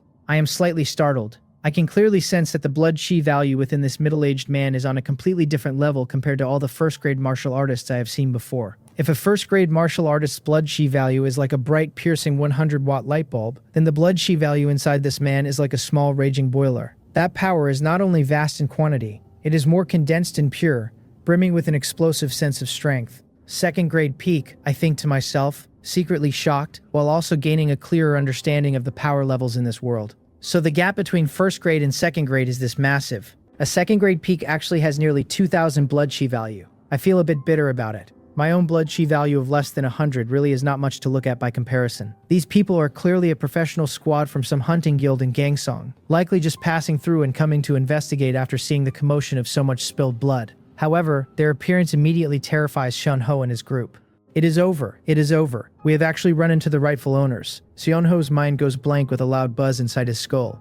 Damn it. With this professional aura and powerful strength, this has to be the elite squad that hunted the pig herd. Caught red-handed while stealing. There is no way to explain this away now. No clever excuse could possibly work. A strong survival instinct causes Seon-ho's brain to make what could be called a genius decision after just a second of frozen panic. He suddenly points his finger at Hyun, his face contorted into an expression of extreme indignation and righteousness, and shouts, "Seniors, you have arrived just in time. This woman, she wants to keep your prey for herself. We could not stand by and watch, so we came to persuade her, but she would not listen. You must help us get justice." Hyun. Question marks. Me. Question marks. The human and the mosquito are both dumbfounded. Seriously, dude? You fucking really have a death wish, do you not? This skill of framing others before they can speak is truly masterful, the kind of move that makes you wonder where someone learned it. The hunting squad is even more bewildered. Their leader, Hu Feng, frowns, looks at the pig carcasses on the ground, Then it's Seon-ho and finally sweeps his gaze over them as if looking at idiots. Idiots, he coolly spits out those words, not bothering to entertain the antics of these children, and simply waves his hand, leading his team members away as they continue toward the edge of the forest without looking back. To them, there are far more important things to do than deal with this nonsense. Seon-ho and his group are left stunned by that idiot's comment and that look, unable to react for a moment. What was the situation? They just left? They are not going to pursue this. Meanwhile, Hyun and I stare fixedly in the direction the hunting squad has gone, both human and Mosquito filled with suspicion. The moment the hunting squad walked past us, both of us sensed something was wrong. An extremely dense scent of blood from a high-level bloodline demon beast emanated from those team members. That scent was even purer than that of the spiritual green snake from before. What is going on? Hyun is profoundly shaken, her thoughts pouring through the blood contracts so loud I can almost hear them word for word. Had they hunted a high-level bloodline demon beast? Impossible. Once they reached adulthood, high-level bloodline demon beasts were at least 7th grade existences. How could a squad whose strongest member was only 2nd grade peak manage that? Could it be a cub? But high-level bloodline demon beast cubs would never leave their mother's side before reaching maturity. Unless a startling possibility surfaces in her mind. Did something happen to that demon beast? Was it heavily injured for some reason? Had its strength plummeted? Regardless, a massive opportunity is hidden behind this. The blood of a high-level bloodline demon beast is exactly what she lacks most right now. I am also quite excited. The blood of a high-level bloodline demon beast would be a great tonic for me too. That spiritual green snake back in her rental was just a cub, and I had sucked out dozens of blood chi value points from it in a single night. If I could get the blood of an adult high-level bloodline demon beast, would not I be flying high? My compound eyes practically gleam at the thought. Over on the other side, Seon-ho and his group, they look at each other after seeing the professional hunting squad leave without looking back, the confusion clear in everyone's eyes. Soon, a wave of wild joy slowly emerges in their hearts. They are gone. Holy crap, they really left. They did not even want the pigs. I get it. They must look down on these low-level demon beast carcasses and do not want them anymore. We are rich. We are rich. Damn, we have really lucked out this time. Their excitement from surviving the ordeal instantly transforms into bottomless greed. They rub their hands together excitedly, their eyes burning with fervor as they look at the pile of pig carcasses. Seon-ho is also ecstatic. With a wave of his hand, he completely ignores Hyun, who is still standing there, and shouts at the others. What are you waiting for? Hurry up, everyone carry one. We can finish our task and make a fortune. In his eyes, Hyun is now just an irrelevant background character. Since even the rightful owners did not want these pig carcasses, what could a crazy woman like her possibly do? The other students immediately respond, rushing toward the pile of pig carcasses with excitement. Hyun and I silently watch the scene unfold. The human and the mosquito glance at each other, our minds perfectly in sync as we reach a consensus. Just because we want the blood of a high-level bloodline demon beast does not mean we are giving up on these pig carcasses. Zerg space, open. With a thought, I once again release the 500 underlings from my Zerg space without any warning. Buzz buzz buzz. Shua shua shua.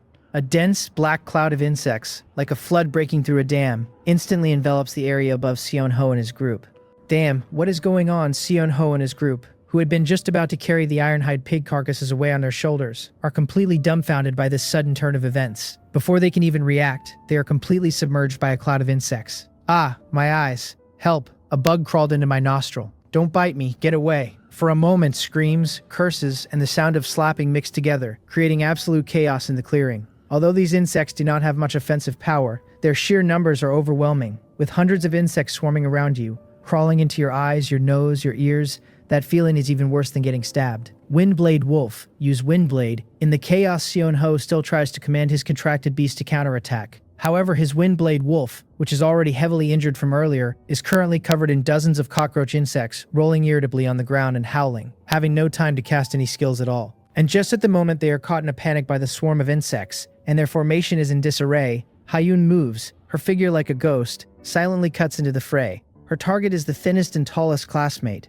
That person is closing his eyes, waving his arms wildly, trying to swat away the flies on his face, completely unaware of the arrival of death. Squelch, a cold light flashes. The dagger in Hyun's hand, like the fangs of a viper, precisely and ruthlessly slashes across his throat. Blood instantly spurts out in a hot arc. The tall, thin classmate's movements suddenly stiffen. His eyes widen, and with a look of terror and confusion still on his face, he falls straight down. One-hit kill. LL Lao Wang, a classmate nearby, sees this scene, scared out of his wits, and screams. Seon-ho also sees it. The color instantly drains from his face, and a bone-chilling cold rushes from the soles of his feet straight to his skull. F first grade mid-stage. The moment Hyun attacked just now, he clearly felt the surge of blood chi value from her. That was definitely the strength of a first grade mid-stage. But how could this be? Was not her martial arts talent terrible? Still only first grade early stage in her senior year? When did she break through? And this combat power is too exaggerated, right? First grade mid-stage strength. One hit killing a first grade early stage martial artist. This combat experience and explosive power could rival a first grade late stage martial artist. And that mosquito.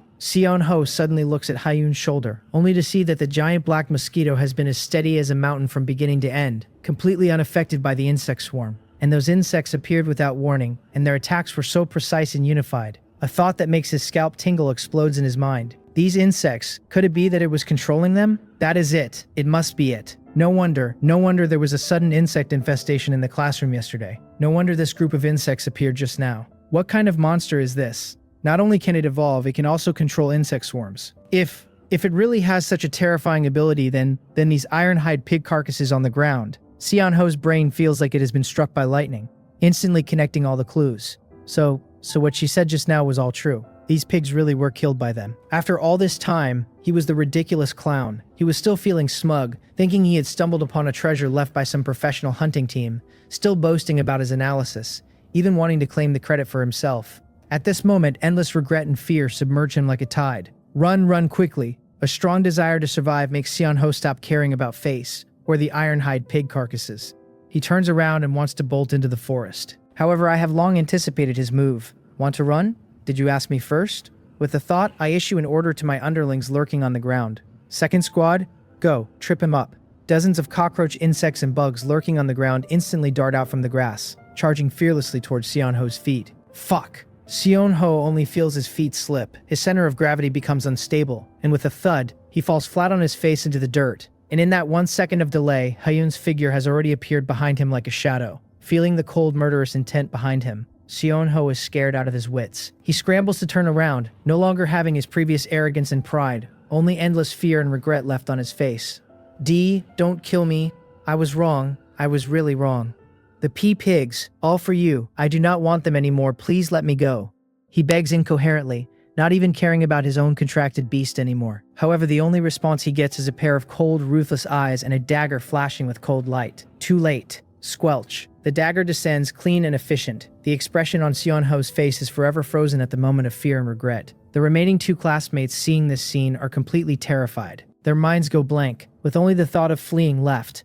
Demons, they are demons. Help me, I do not want to die. They do not even have the thought of resisting, only knowing to turn and flee in different directions, letting out desperate screams. But all of this is in vain. Under the harassment of my overwhelming insect swarm and Hyun's ghostly pursuit, they do not even make it 10 meters before following in their companion's footsteps. Soon, the forest returns to silence. Only the thick smell of blood and corpses scattered on the ground remain. Hyun walks over to Seon-ho's corpse, expressionlessly wiping the blood off her dagger, as if she has just done a trivial thing. For her, eliminating the roots is the first rule of survival. On the other side, I have already impatiently flown to the side of the dying windblade wolf. Hey, husky. Do not blame me. If you want to blame someone, blame yourself for following the wrong master. I mutter in my heart and unceremoniously drive my armor-piercing spike deep into the windblade wolf's neck. A series of system messages flashes through my mind, telling me that I have absorbed 3.1 blood chi, 3.2 blood chi, and so on, and that I have absorbed a total of 9.2 blood chi from this single beast, my current total blood chi being 96.1. The system also tells me blood digestion is in progress. The estimated digestion time is half an hour, and I will obtain 2.8 evolution points once it completes. Awesome.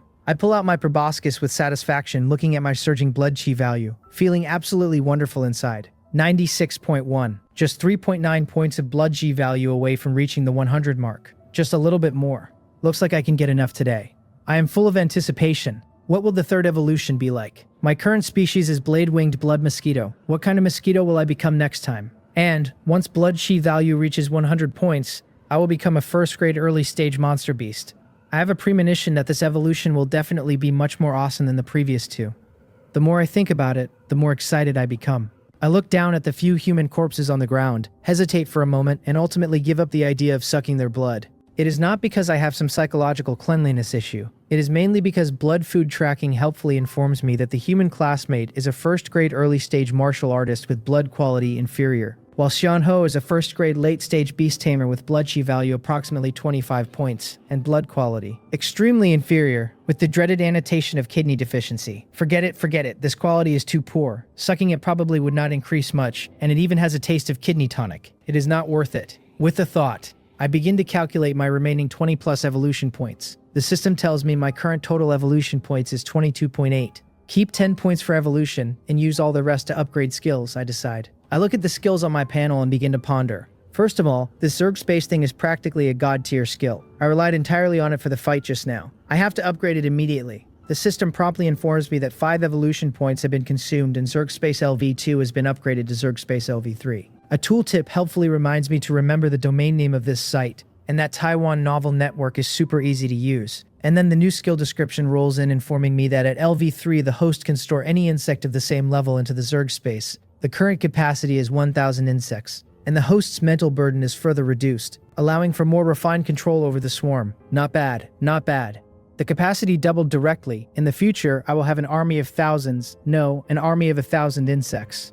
I nod with satisfaction inside my own head, then look toward blood food tracking. In these desolate mountains and wild ridges, this skill is like a treasure hunting radar. It is practically a divine tool for finding high-level blood packs. I have to upgrade it. The system consumes another 3 evolution points and blood food tracking LV1 is upgraded to LV2. The new description telling me that within a 300-meter radius the host can sense any creature containing blood. There are 14.8 evolution points left. The next evolution requires 10, leaving a surplus of 4.8. Leaving these points is a waste. I might as well strengthen my combat power further. My gaze falls upon the new skill, Wing Blade Slash. This move is perfect for long-range sneak attacks and harassment. It suits my taste exactly. Upgrade. 3 more evolution points are consumed, and Wingblade Slash LV1 is upgraded to LV2. The host now able to unleash more powerful windblade strikes, causing deeper cutting damage to the target with vitality consumption slightly reduced. A series of upgrades has spent 11 evolution points, leaving 11.8. Once the wolf blood in my stomach is digested,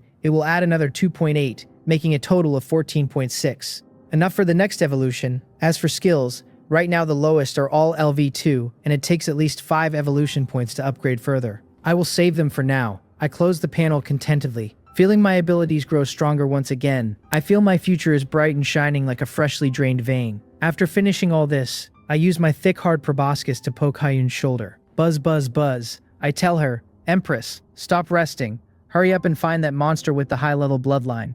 Hyun, who is leaning against a tree resting, stares at me.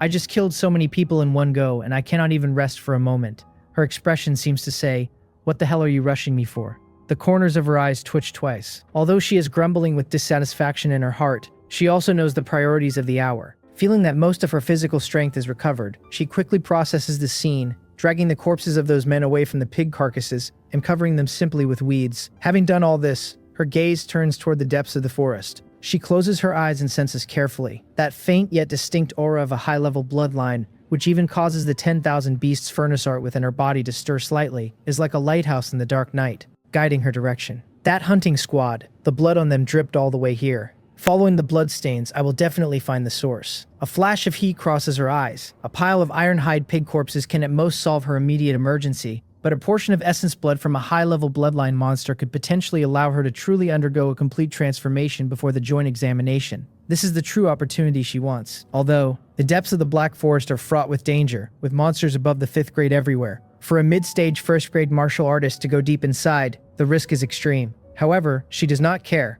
As a former empress, the phrase "wealth is found in danger" is engraved in her bones. The start of this life is already such a hellscape. If she does not take risks, how could she ever return to the Emperor realm? She has almost no hesitation at all.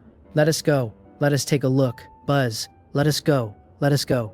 I echo. My thoughts are quite simple. As a reborn empress, since she dares to go deep into the Black Forest, she must have some life-saving means, right? Since she dares to go, she must have her reasons. And so, one person and one mosquito follow those nearly imperceptible bloodstains, stealthily heading deeper into the Black Forest. Meanwhile, at the headquarters of the Jingzhou Guild, one of the 3 major hunting guilds in Gangsong City, Hu Feng leads the remaining team members, not even having time to clean the bloodstains off themselves, before rushing into the guild building in a frantic hurry. He is incredibly anxious. This matter is too big. A second's delay could let this heaven-sent opportunity slip through their fingers. Hu Feng's hunting squad is merely a low-level team in the Jingzhou Guild.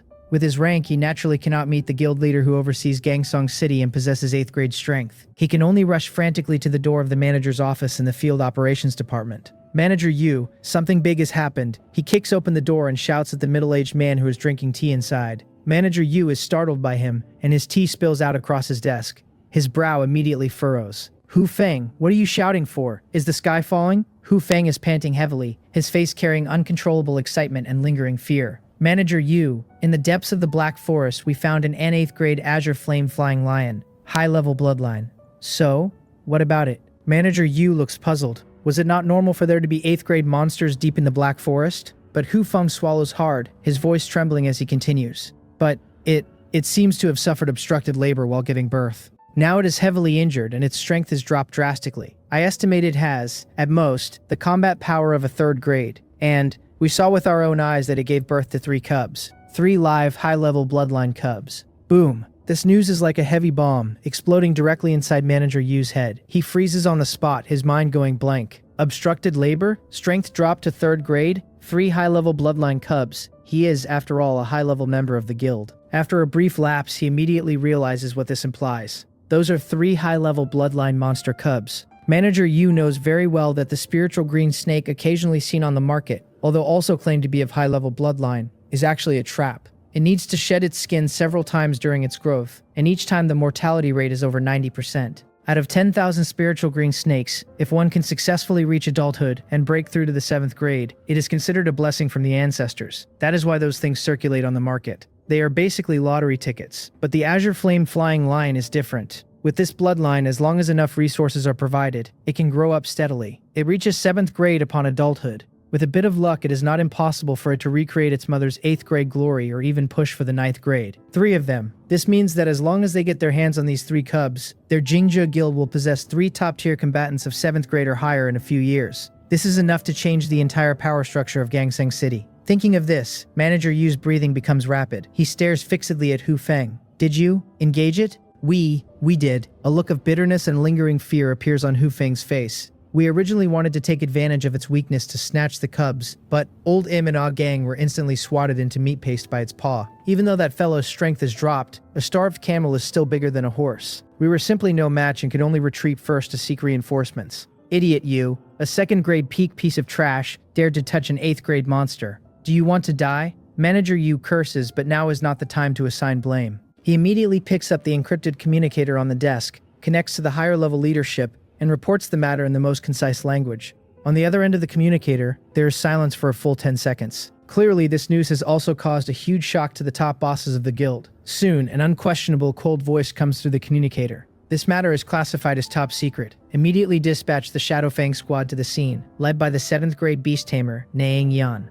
They have only one mission: kill the lioness. Bring back the 3 cubs. Absolute secrecy must be maintained. If anyone is encountered during the mission, kill without mercy. 1 human and 1 mosquito cautiously make their way through the dense black forest. The deeper we go, the dimmer the surrounding light becomes, with towering ancient trees blotting out the sky overhead. The air is thick with an aura of decay and danger, punctuated by the occasional roar of a demon beast in the distance, sending shivers down anything that has a spine. I am not idle either. As we walk, I am frantically expanding my army. Just now, to deal with those fools Sion and Wu, my Zerg cannon fodder regiment suffered significant losses. Now that the capacity of my Zerg space has been upgraded to 1,000, I naturally have to fill that vacancy and even exceed the quota. The Black Forest is never short of all kinds of insects. I accept them all without discrimination, whether ground-dwelling beetles and ants, or moths and cicadas in the trees. Any insect I encounter is instantly gathered into my fold with a single thought. Soon, my space, which had just been somewhat empty, once again becomes a buzzing hive of activity, with numbers even doubling compared to before. We are already starting to see feces from 3rd grade demon beasts. Hayun looks at the huge pile of Oreo on the grass, her gaze growing increasingly serious.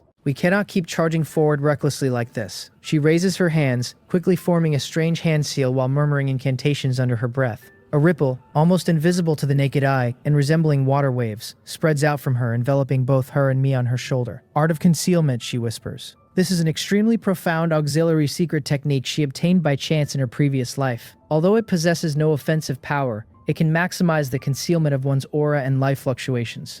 After casting it, unless a being above the king grade actively approaches within 100 meters and conducts a careful probe, it is virtually impossible to detect her traces. This is also her greatest trump card, allowing her, a mere first-grade mid-stage warrior, to dare venture deep into this perilous black forest.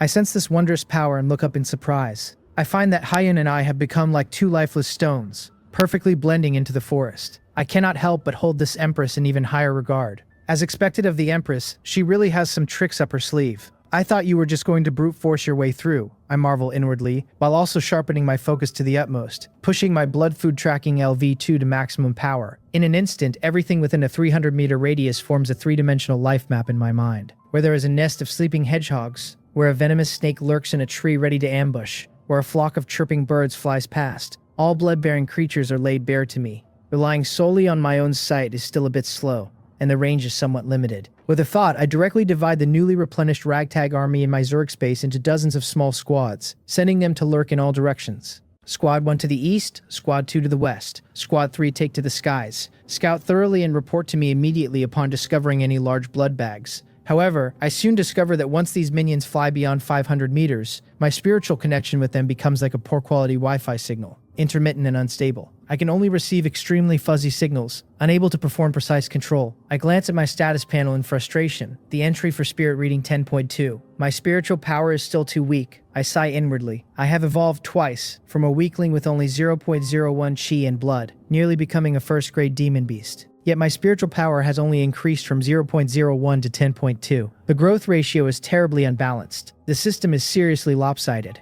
Still, having an extra 500 meters of scouting range is better than nothing. I convey the situation I see to Hyun through the simplest form of mental transmission. Left, tree, snake. Ahead, underground, rabbit. Although I cannot yet achieve seamless communication with Hyun, transmitting simple words and directions is no problem.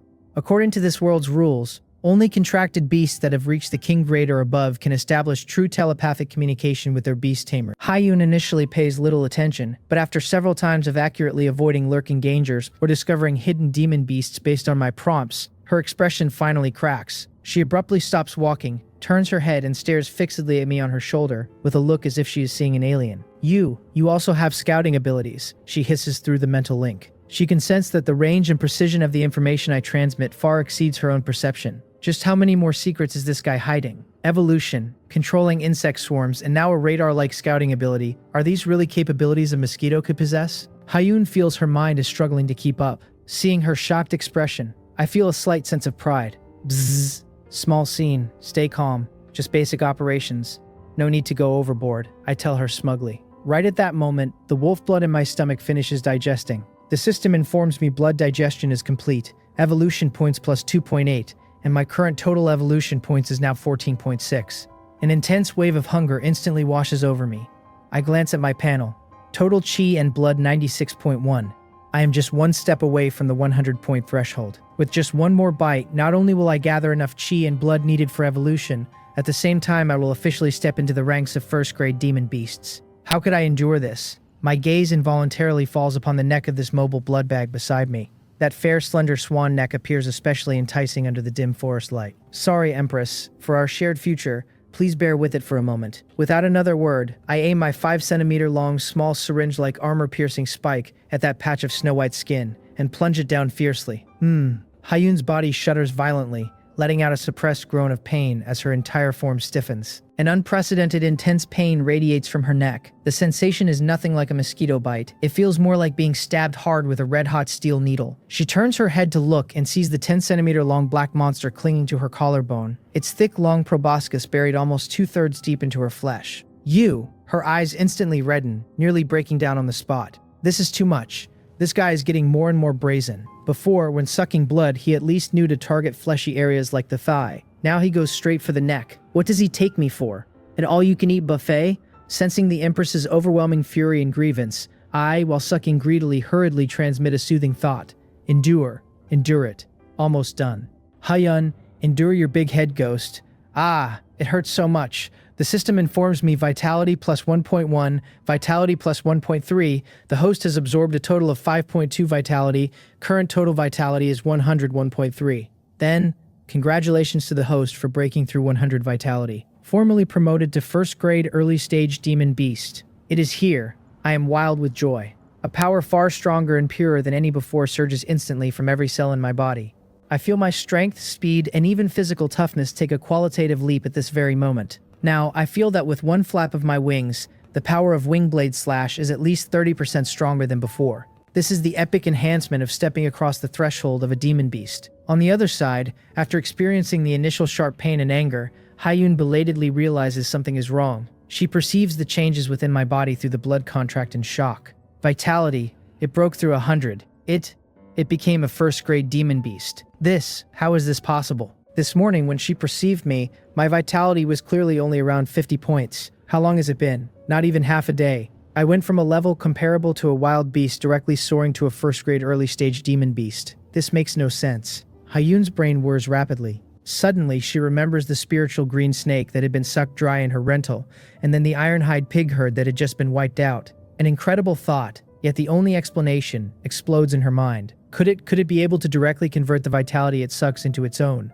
As soon as this thought appears, she is completely petrified. In her 2 lifetimes, she has never heard of any creature possessing such a heaven-defying ability. Standing at the peak of the world in her past life, she had seen countless powerful demon beasts famous for blood-sucking. For example, the king-level bloodline blood-sucking demon bat, or the imperial-level bloodline netherworld blood sea dragon. They could indeed grow stronger by sucking blood, but that was a long process that required constant refinement and purification. Like me, directly copying and pasting the absorbed vitality onto myself was simply unheard of. Even the forbidden evil technique she practices, the 10,000 Beasts Furnace art, looks like a toddler learning to walk in the face of this terrifying conversion efficiency. After the shock, Hyun feels both joy and worry. Her mood becomes extremely complicated. The joy is that this mosquito's growth speed is too heaven-defying. If it can keep this up, could not she embark on the path of a beast tamer again? But her worry is that since ancient times there has never been a demon beast capable of evolving more than 3 times. Even the highest imperial-level bloodline could only evolve 3 times at most in a lifetime.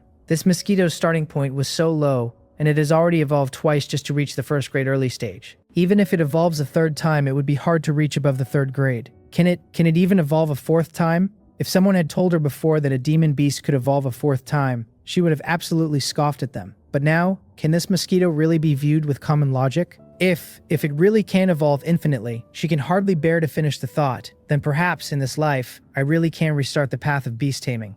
Meanwhile, I withdraw my proboscis with satisfaction. Looking at my panel, I can initiate the 3rd evolution at any time.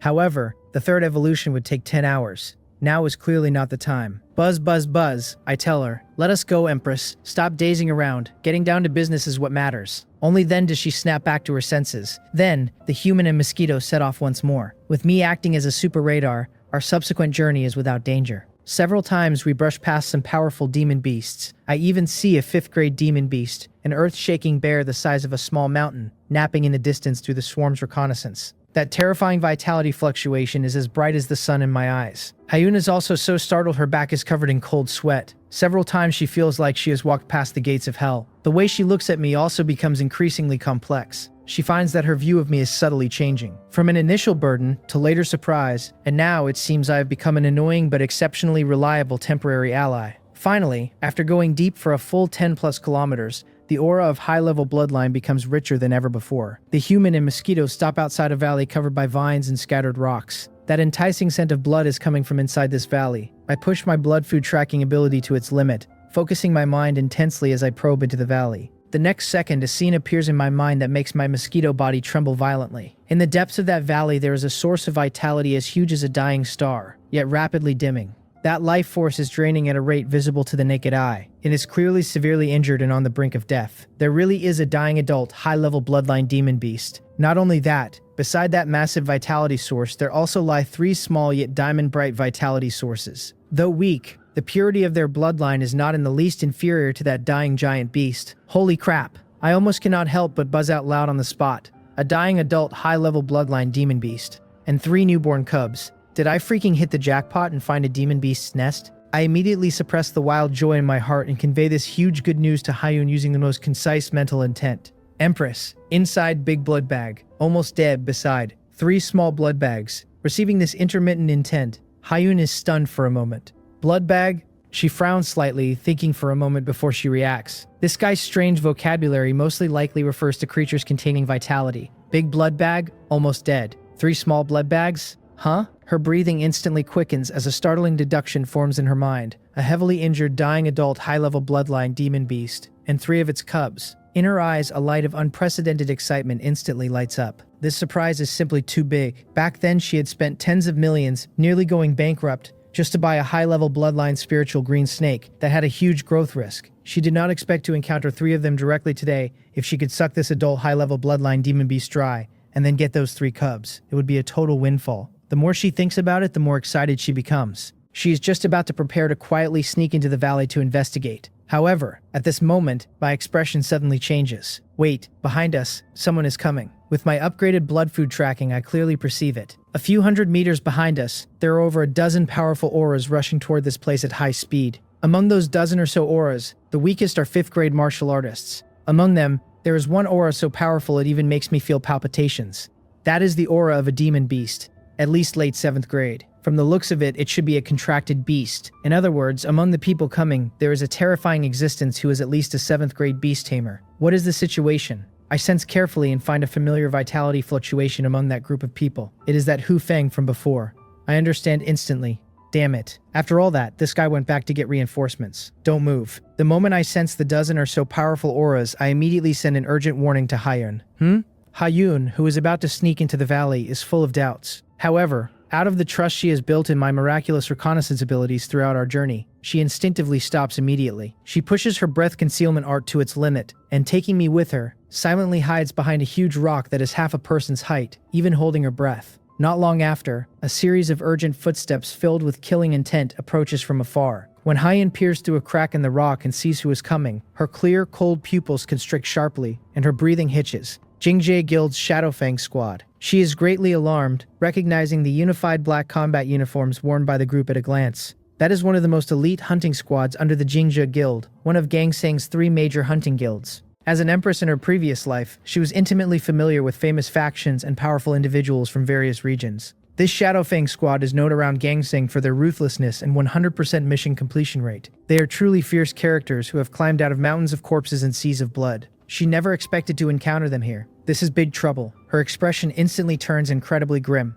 The Shadowfang squad's sudden appearance here, coupled with the familiar figure of Hu Feng among them, she knows without a doubt that they must be here for the difficult-to-deliver 8th grade demonic beast and its 3 cubs. Sure enough, the dozen or so individuals, led by Hu Feng, head straight for the valley entrance. At the forefront is a woman with a cold, stern face, a tall figure, and eyes as sharp as blades. She merely stands there silently, yet an invisible pressure emanates from her, as if solidifying the surrounding air. She is none other than the captain of the Shadowfang squad, the long-renowned 7th grade beast tamer, Nang Yan. Hayun's heart instantly sinks to rock bottom. A 7th grade beast tamer? What did that even mean? Not to mention that she is currently only a 1st grade mid-stage martial artist. Even if all the students and teachers from Gangsang Youngmu High School were brought over, they would not be enough to satisfy this squad. How could she, one person and one mosquito, a 1st grade martial artist and a 1st grade demonic beast, snatch food from the mouths of these fierce tigers? This is not just snatching food from a tiger's mouth. This is like trying to snatch nuclear waste from Godzilla's mouth.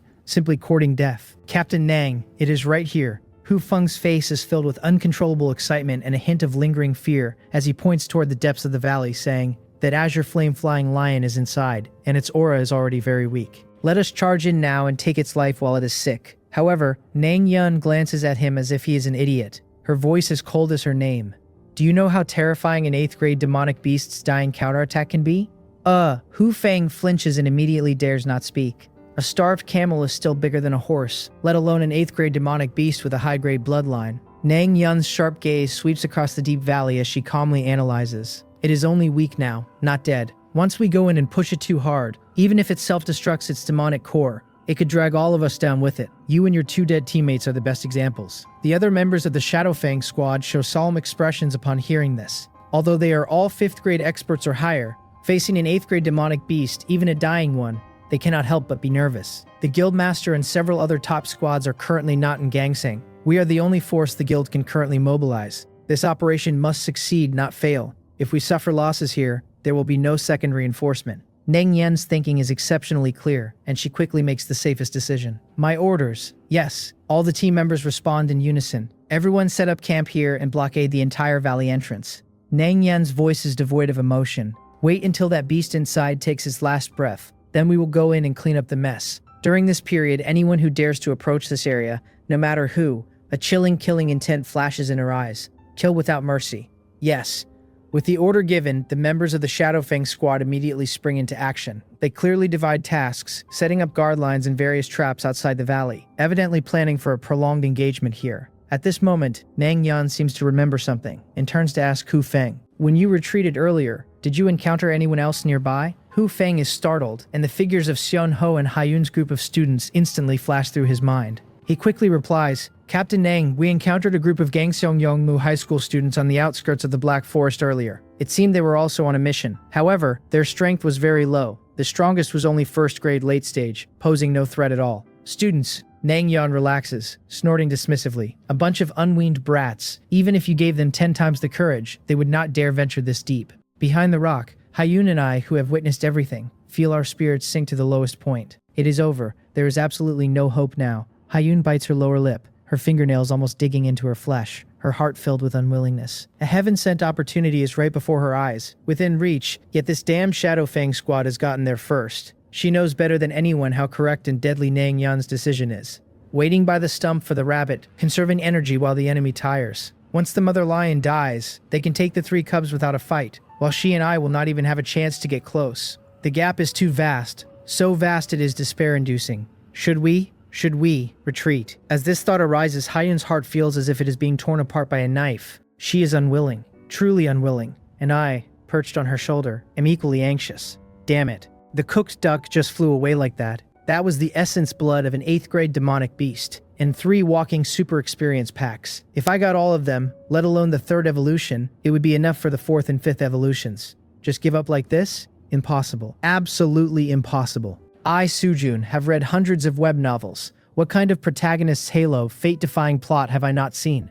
Am I going to back down here today? No. I must think of a way. My brain works at lightning speed, reviewing all my current abilities and resources. Direct confrontation? Definitely not. That is no different from hitting a rock with an egg. Stealing? The other party is professional, their vigilance is strict, and with my 10-centimeter body, flying over would probably get me blasted to smithereens. So what else could I do? Suddenly, a daring, almost insane plan flashes through my mind like lightning. I have got it. Buzz, buzz, buzz, go. Empress, do not leave. I have a plan. I excitedly flap my wings against Haiyun's face, conveying an incredibly firm thought to her. Haiyun, who is about to make up her mind to retreat, is stunned. "You have a plan?" She looks at me in disbelief, her inner voice filled with suspicion.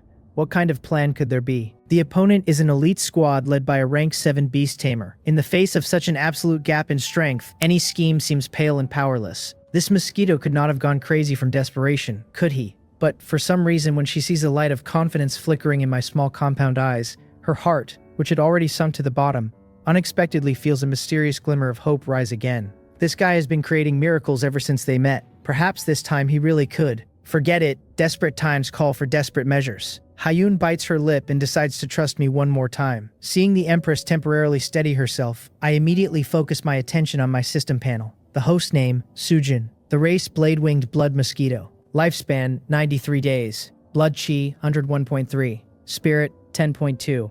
Evolution points, 16.1.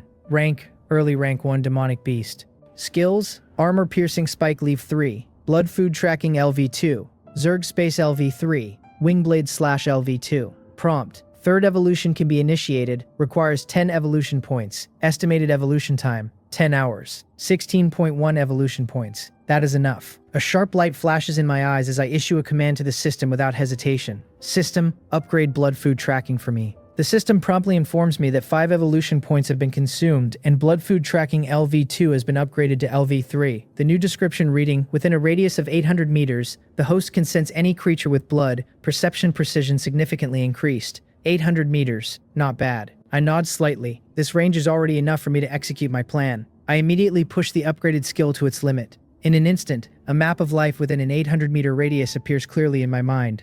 Then, with a thought, I quietly release 30 ordinary little mosquitoes from the Zerg space, each only the size of a sesame seed and nearly invisible. Yes, that is right, the kind of tiny mosquitoes whose bites are incredibly itchy. Go. Under my precise control, these 30 little mosquitoes use the cover of grass and rocks to silently bypass the Shadowfang squad's perimeter and fly into the valley. Although the members of the Shadowfang squad are all experienced experts, who could have imagined someone would infiltrate in such an inconceivable way? Their attention is focused on guarding against large demonic beasts or human martial artists. They do not notice the few mosquitoes which are barely larger than dust. Soon, the 30 little mosquitoes fly deep into the valley and find the azure flame flying lion, which is struggling on its last breath. They do not suck blood, but carefully land on the blood flowing from the lioness's wounds, completely soaking their bodies, and then, with a thought from me, the 30 little mosquitoes, now covered in the blood of a rank 8 demonic beast, are successfully retrieved into my space. Hidden behind the rocks, Hyun sees my series of operations clearly through our mental link, and is completely stunned. "You, what do you mean by this?" she asks blankly in her mind. "Are you stealing blood this way? Is not this too inefficient? Even if you stole for a year, you would not get much." Hearing the Empress's naive thoughts, I almost laugh out loud. "Buzz, buzz, buzz, your vision is too small, is not it? Who said I am stealing?" I smugly send a thought to her. "Buzz, stay here and do not move. I will be right back." Without waiting for her reaction, I vibrate my wings, my form turning into an imperceptible dark shadow as I fly silently along the ground in another direction, away from the valley. "Hey you!" Hyun is shocked and is about to shout to stop me but suddenly covers her mouth. She watches my figure disappear into the dense forest, her heart instantly jumping into her throat. It is dangerous. As a rank 1 demonic beast, flying around in the depths of the peril-filled black forest, was not that just seeking death? If you die, what will I do? Hyun is both anxious and angry but does not dare to act rashly. She can only lie flat behind the rocks, waiting anxiously, having no idea what I am up to. Time passes minute by minute in that agonizing wait. 1 hour, 2 hours, 5 hours pass. The sky gradually darkens, and the forest becomes increasingly eerie. Inside the valley, the azure flame flying lion's aura has weakened to the extreme, as if it could be extinguished at any moment. Get ready. Nang Yeon, who has been resting with her eyes closed, suddenly opens them and stands up. It is about to die. Everyone prepare to enter the valley. Yes, the members of the Shadowfang squad stand up one after another, their eyes flickering with excitement and greed. Victory is right before them. Seeing this, Hyun's heart goes completely cold. 5 hours have passed, and that damn mosquito still is not back, and since he flew so far, she can no longer sense his presence at all. What on earth is he doing? A thought that chills her heart emerges uncontrollably. Could it be that this mosquito saw things were going south and abandoned her to run away alone? Was his loyalty really that low? No, it seemed their relationship was originally just a forced bond established by a blood contract. There was no loyalty to speak of. She suddenly feels a bit panicked. As the dignified Beast-Taming Empress Reborn, was she going to be abandoned by her first contracted beast? Just as her mind is in a mess and she is almost in despair, a familiar dark shadow silently lands back on her shoulder. "Buzz, I am back. It is me." Hyun first feels a sigh of relief, then a surge of nameless anger as she questions me in her mind. "Where on earth did you go?" "They are about to go in. Buzz, Buzz, do not worry. The show is about to begin." I transmit a mysterious thought. Right then, rumble. The ground begins to vibrate violently. Then, from all directions in the depths of the forest, powerful, violent, and bloodthirsty demonic beast auras soar into the sky. Roar, awoo, hiss, hiss. Outside the valley, it is as if the gates of hell have swung open. The roars of countless demonic beasts converge into a world-destroying sound wave, causing the entire forest to tremble violently as rocks and leaves fall. Beast tide.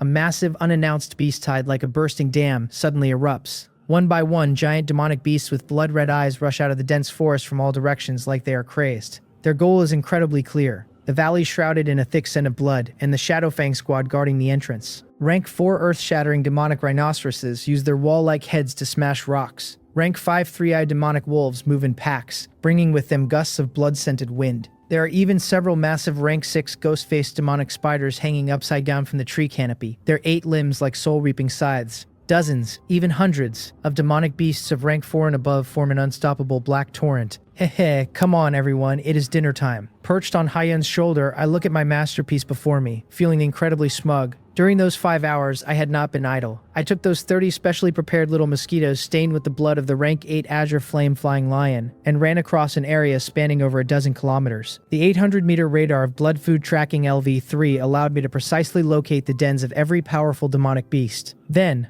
I would send a little mosquito to fly over and gently leave a bit of that fatal invitation card at the entrance of their caves, on their territorial markings, or even on their noses while they napped. For these demonic beasts, devouring their own kind, especially the essence blood of those with higher bloodlines, was the best way to break through ranks and evolve rapidly. It was an instinct etched into their genes. That aura of the rank 8 azure flame flying lion's blood was pure to the extreme. To them it was like the sweetest spring in a desert, the brightest lighthouse in the dark night, an ultimate temptation that was simply impossible to resist. So, once I finished delivering these dozens of takeout orders, a beast tide meticulously planned and directed by me the mosquito was explosively triggered. What exactly is a genius divine mosquito? I really want to do a tactical lean back. Meanwhile, Hyun stares blankly at the scene before her. which looks like the arrival of the apocalypse, her mind a complete void. She finally understands. So this was its plan, to trigger a beast tide and let the Shadowfang squad and these lured demonic beasts fight like dogs so they could reap the benefits. This strategy of driving a tiger to swallow a wolf and diverting disaster. No, this is impossible, she mutters to herself, her gaze toward me shifting from shock to utter horror. Having lived 2 lives, all the ancient texts she has seen stated clearly, a demonic beast's intelligence was directly linked to its bloodline and rank.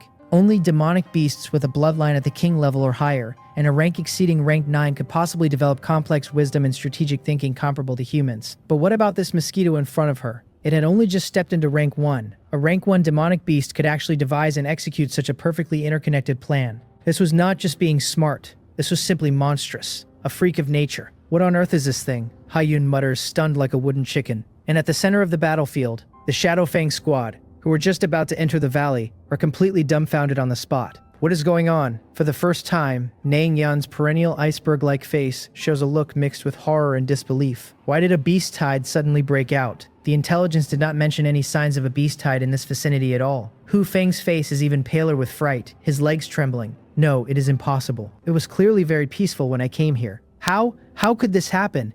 Could it be that when he retreated, he accidentally brought out the blood of that lioness, attracting these creatures? Captain, to the west, a pack of 3-eyed demon wolves is charging from the west. Damn it. Behind us too. It is ghost-faced demon spiders. We are surrounded.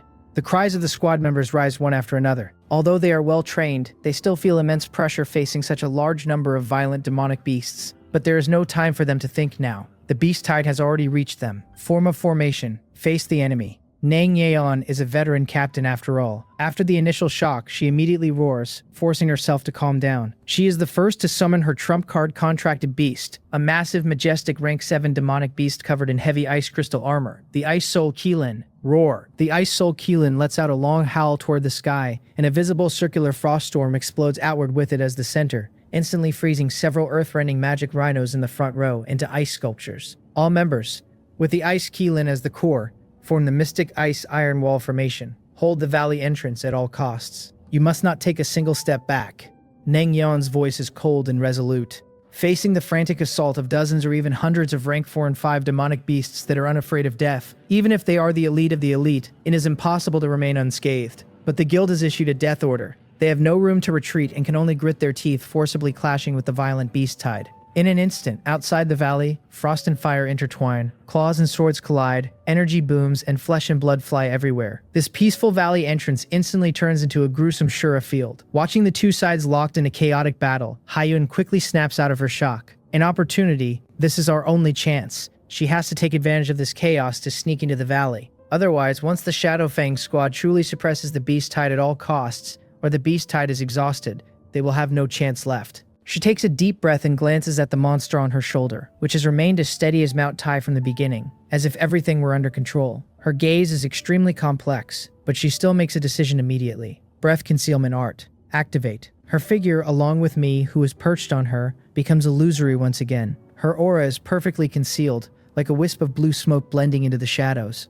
Go. Instead of charging from the front, she stays low, using the mountain-like corpse of an earth-rending magic rhino, recently killed by the Ice Soul Keelin at the edge of the battlefield, as cover to quietly circle toward the flank. 30 meters to the left, a rank 5 demon wolf is fighting with a Shadowfang member. Bypass it. I immediately transmit the information captured by blood food tracking to her. Haiyun understands instantly, shifting her steps and quietly changing direction. Boom. Right where she had been a moment ago, a violent pillar of demonic energy explodes, blasting a large crater into the ground. That was close. A layer of cold sweat breaks out on her back. If not for my warning, she likely would have been caught in the crossfire just now. The man and the mosquito cooperate with increasing harmony. I am responsible for acting as a 360-degree mosquito-shaped radar, constantly guiding her along the safest route. Meanwhile, Haiyun relies on the mystery of the breath concealment art and her rich experience in stealth from her past life as an empress to push her movement techniques to their limit. At times, she hides behind a rock shattered by the shockwaves of battle. At others, she slips past the shadow of a demonic beast that is roaring frantically.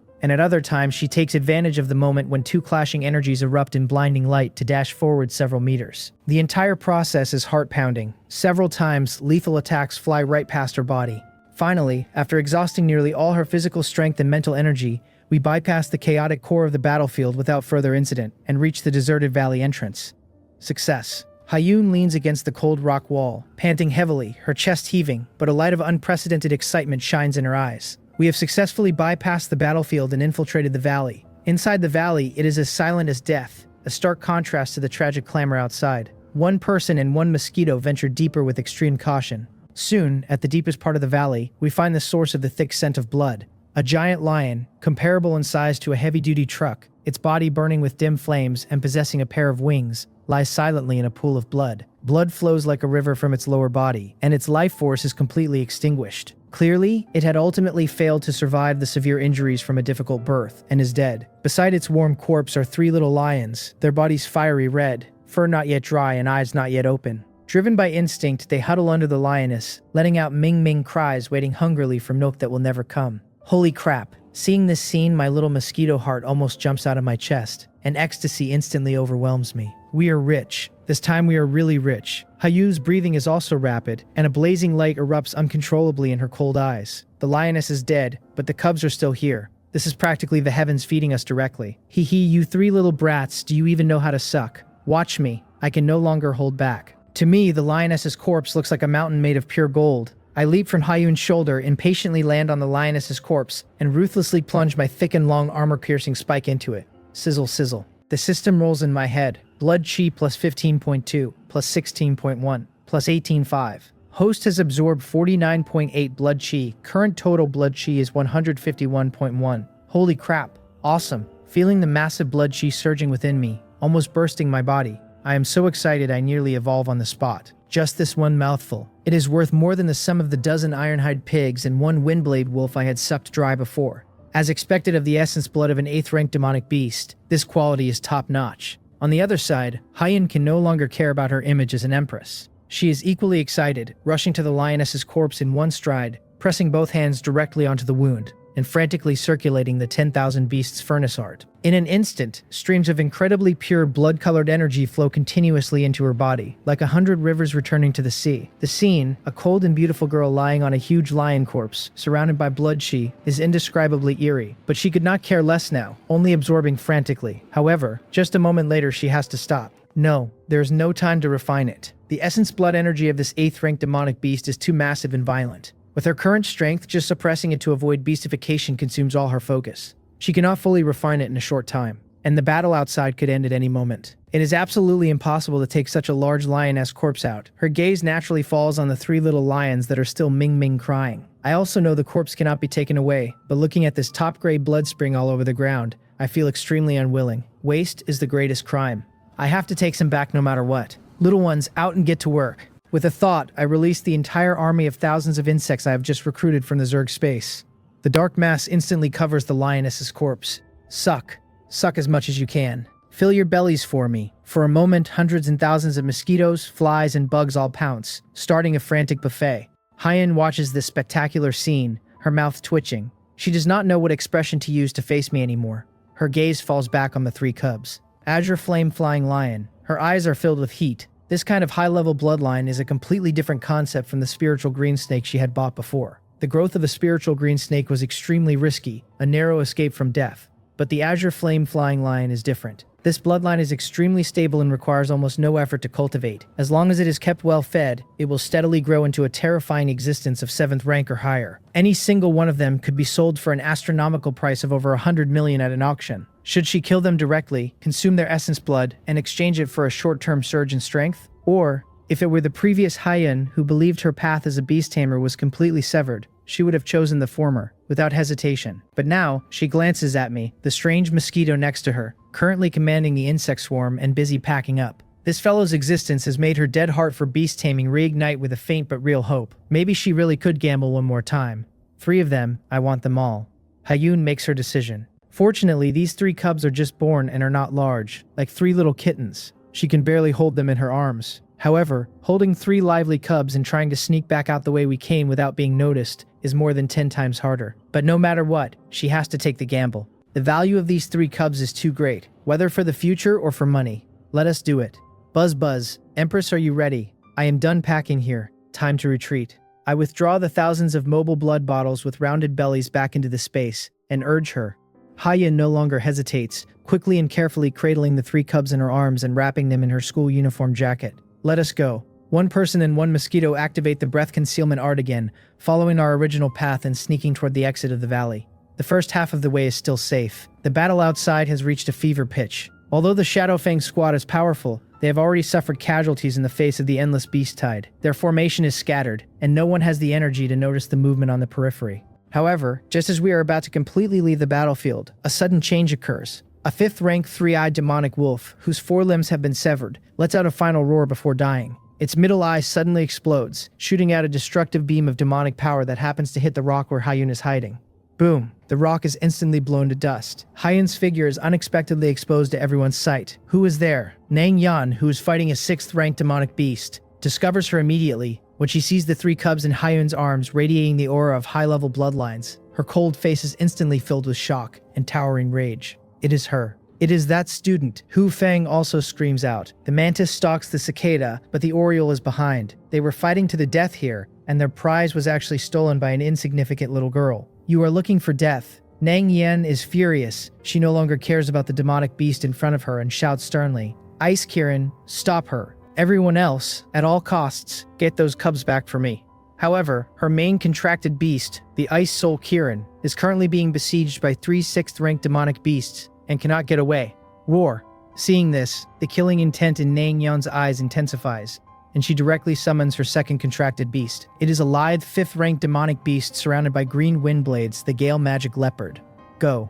Kill her. Upon receiving the command, the Gale Magic Leopard turns into a streak of cyan lightning. It bypasses the frontal battlefield and pounces toward Hyun from a tricky angle. Not good. Seeing this, her expression changes drastically. She turns and runs while clutching the cubs against her chest. Holy crap. Things have gone south. I am also shocked. Without thinking, I instinctively release all those thousands of mobile blood bottles I have just packed into the molten fire insect hive. No, wait, the Zerg space, since the rename has not happened yet. A dense black mass surges forward to meet the Gale Magic Leopard. Roar, courting death. The Gale Magic Leopard looks at the swarm of overconfident insects, a hint of disdain flashing in its eyes. It opens its bloody maw, and a violent tornado blade gushes out, instantly grinding the hundreds of mosquitoes in the front row into a bloody mist. However, it is this very move that causes it to make a fatal mistake. Those shredded mosquitoes are filled with the essence blood of the rank 8 Azure Flame-Flying Lion. As the blood mist explodes, the pure blood splatters all over the Gale Magic Leopard. In an instant, all the surrounding demonic beasts fighting the Shadowfang squad turn their heads simultaneously, like sharks scenting blood. Their blood-red eyes lock onto the Gale Magic Leopard. That moving super blood pack is far more attracted to them than the tough bones of the Shadowfang squad. Roar! The nearest rank 6 ghost-faced magic spider immediately abandons its current opponent.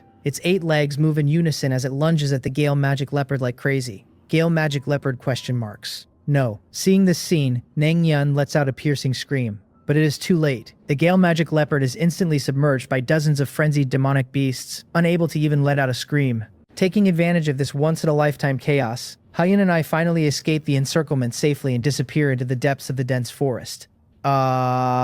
Outside the valley, only Nang Yan's roar, filled with endless rage and malice, remains. I do not care who you are. I swear. I will tear you into 10,000 pieces. Sigh, what a cliché villain speech segment. Hearing the heart-wrenching roar from behind, I, who am frantically running through the woods clinging to Hyun, cannot help but curl my proboscis inwardly. But thinking about it, it is normal. Anyone would be furious to the point of a brain hemorrhage if the meat they were about to eat flew away. Their trump card contracted beast was being ganged up on by dozens of demonic beasts, and another rank 5 contracted beast was instantly killed. Thinking this way, this big sister named Nang Yan has fairly good psychological quality. At least she did not faint from anger on the spot. The person and the mosquito run for a full 10 minutes. After confirming no one is chasing us, we finally stop panting in a hidden cave. Hyun places the 3 small lions still whimpering onto the ground. She leans against the cold rock wall, gasping for air. Her chest rises and falls continuously, and her forehead is covered in fine beads of sweat. On her cold, pretty face, there is both joy and worry at this moment. The joy is because this haul is a massive profit. 3 Azure Flame-Flying Lion cubs with high-level bloodlines. Whether they are raised as contracted beasts or used directly for blood absorption to cultivate the 10,000 Beasts Furnace art, it is a total win. The worry is that the trouble is also huge. Her face has been seen clearly by that Nang Yun. With the Jingzhe Guild's influence in Gangsong, finding out a high school student's identity is as easy as turning over a hand. With her current strength, let alone confronting a rank 7 beast tamer, the opponent could easily crush her to death by just sending a random squad member. What to do? She has to find a safe place to hide. Hyun's brain works rapidly, and soon, the only choice surfaces in her mind. Go back to school. Gangseong Yongmu High School. She quickly makes a judgment in her heart. In this world, within the power structure of the Great Sha Federation, the Ministry of Education and the Military Department are the two supreme departments that together support the continued existence of the human race. Humans are no longer the sole masters of the Blue Star. Inside, countless demonic beasts occupy the mountains and forests. Outside, alien races watch covetously from hundreds of spatial rifts. War is the main theme of this era. Because of this, the Great Sha Federation values Yongmu high schools, which can cultivate martial artists and beast tamers, to an incomparable degree. Every Yongmu high school is a cornerstone of the Federation's future, a cradle for fresh blood. Its status is so high that it even surpasses the local city lord's mansion. Although the Jingzhou Guild is one of the local powers in Gangsung with great influence, they would never dare to openly provoke Gangsung Yongmu High School, let alone rushing into the school to assassinate a student. Once they did that, it would be equivalent to publicly challenging the authority of the Great Sha Ministry of Education. At that time, the military department would not even need to act. The Ministry of Education could just send an inspector down to make the entire Jingzhou Guild disappear from Gangsong completely. Therefore, as long as she can hide in the school, her personal safety will be guaranteed to the maximum. At least, she will not have to worry about someone suddenly coming to her door to kill her. As long as she can hide until after the joint examination, once she demonstrates extremely high talent and strength in the joint examination, she can attract the attention of higher levels and obtain their protection. Thinking of this, Hyun no longer hesitates. She does not even care about processing the dozen or so hidden iron-hide pig carcasses. Although that money is important, it is not worth mentioning compared to the 3 cubs in her arms in her own life. Clutching the 3 whimpering little guys, she sprints all the way, escaping the Black Forest at the fastest speed and heading straight for the Yongmu Hall in the city center. To bring these 3 living creatures into the school, just wrapping them in clothes definitely will not work. She needs a beast-taming pouch. A beast tamer can only open a beast-taming space in their sea of consciousness to accommodate contracted beasts after reaching rank 5. Before that, if they want to carry contracted beasts with them, they can only purchase a special spatial item, a beast-taming pouch. Soon, Hyun arrives at the Yongmu Hall again. She spends all the tens of thousands of yen she just earned from the mission and buys the cheapest low-level beast-taming pouch. Although the grade of this bag is low, the internal space is enough to fit an adult ox. It is naturally more than enough to hold 3 lion cubs the size of kittens. After settling the cubs, Hyun does not dare to stay for a moment and rushes back to Gangsung Yongmu High School without stopping. When she steps back into the familiar school gate, her hanging heart finally eases slightly. But she knows it is not enough. She currently lives off campus. Going to and from school every day still carries the risk of being intercepted. The safest choice is not to leave the school even for a step during the period before the joint examination. I must apply for on-campus housing, she decides. Having made up her mind, she walks straight toward the dean's office. The dean's office. Hyun has just walked to the door and is preparing to knock when she hears the sound of conversation coming from inside. She pauses, hesitates for a moment, and still raises her hand. However, just as she is about to knock on the door, the office door opens from the inside. A middle-aged man wearing a suit, looking refined and polite, walks out. Hyun's gaze inadvertently sweeps over the badge on his chest. It is a badge composed of a sharp sword and wings, with 2 dancing characters engraved below it. Jingzhou. Boom. In that instant, her pupils shrink to the size of pinpricks. People from the Jingzhou Guild. How could they be here? And with the dean, no less. They came looking for me this quickly. Her heart sinks. Her brain reacts in an instant, and almost subconsciously, she turns to leave. However, it is already too late. Student Hyun, the dean's slightly authoritative voice comes from inside the office. What are you doing standing at the door? Perfect. Come in. I have something to discuss with you. Her body stiffens in place. She knows she cannot escape now. She takes a deep breath, forcibly suppressing the stormy waves in her heart, tries her best to restore her usual cold expression, and then turns around and walks into the office. Inside the office, not only is the dean present, even the principal, who is usually elusive, is sitting upright with a serious expression.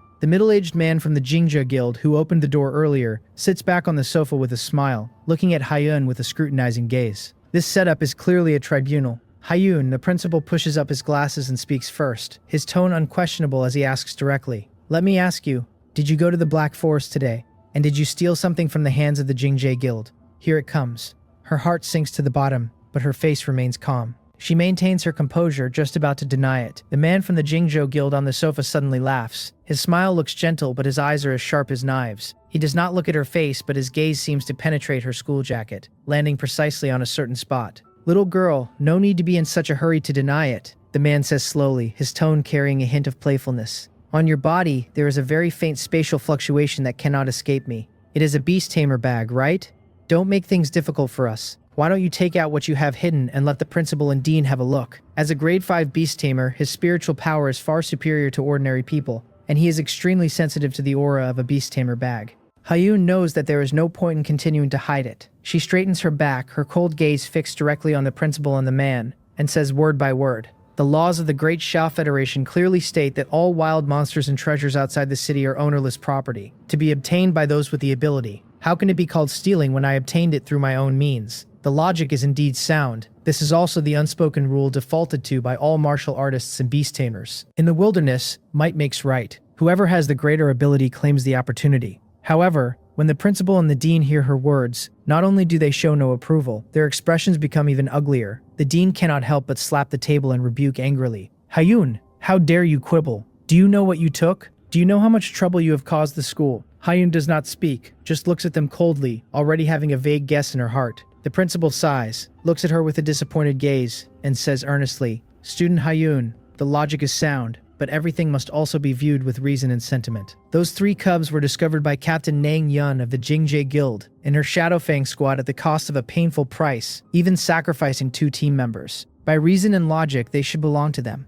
For you to interfere and snatch the items is truly against the rules." The principal's voice sounds high-sounding, but what he is thinking in his heart is another matter entirely. Of course, he is not afraid of the Jingzhou Guild. Gangseong Youngmu High School is backed by the Great Sha Ministry of Education. Even if the Jingzhou Guild had 100 times the courage, they would not dare do anything to the school. But not being afraid did not mean he was willing to offend them. After all, the Jingzhou Guild is one of the local snakes of Gangsang, controlling a large amount of social resources. Every year, many students from the school need to go there for internships, and many training missions require cooperation with them. This involves countless intricate interest relationships. Was it worth it to fall out with such a behemoth for the sake of one student? The principal subconsciously glances at Hyun's profile. Contracted beast, white-striped mosquito, martial arts talent poor. The answer is self-evident. To damage the school's actual interest for a trash student with no future, this deal is a massive loss. The student has some guts, but unfortunately her brain is not working well. She provokes someone she should not have, so she can only blame her own bad luck. Hearing this, Hyun's heart goes completely cold. She understands, and she had anticipated it from the very beginning. The school never intended to protect her. The principal and the dean had been on the side of the Jingzhou Guild from the very beginning. They do not care about any rules in the wilderness, nor do they care about the life or death of this student. All they care about is the school's interests. Offend the largest hunting guild in Gangseong for 3 monster cubs with high-level bloodlines? Although the Jinja Guild would not dare do anything to the school, they would certainly make things difficult for the school in terms of various resources and cooperation in the future. And what about her, Hyun? In the eyes of the school's leadership, she is just a trash student who has contracted the lowest level mosquito, has mediocre martial arts talent, and whose path as a beast tamer is completely severed. Offend a behemoth for a piece of trash. They understand the weight of this calculation very clearly. To be honest, Hyun had anticipated this situation, she just did not expect it to come so quickly. She had wanted to lay low in school until the joint entrance exam. Damn, these 2 old things. Are they selling out their student this cleanly and decisively? Lying on Hyun's shoulder, hidden inside her clothes, I hear all of this and almost laugh in anger. Sure enough, no matter which world it is, interests come first. Student Hyun, the man from the Jingzhou Guild, stands up, that hypocritical smile still hanging on his face, walks step by step in front of her, and says in an irresistible tone, "You see, both the principal and the dean are reasonable people. Now, hand over the beast tamer bag. As long as you return the items to us, I can guarantee that our Jingzhou Guild will let bygones be bygones." Let bygones be bygones. Only a fool would believe that. Hyun sneers inwardly. She knows very well that the subtext of letting bygones be bygones is to hand over the items and then obediently wait for them to settle the score later. It seems she is left with only 2 choices. First, hand over the 3 cubs and remain in school, temporarily saving her life. Second, forcibly keep the cubs. The people from the Jingzhou Guild certainly would not dare to act openly within the school, but in doing so, the school would most likely expel her directly to appease the guild's wrath. Once she leaves the school, she would become meat on a chopping block, left to the mercy of others. But then again, even if she hands over the cubs, would the school really not expel her? Her gaze inadvertently sweeps across the dean's large desk.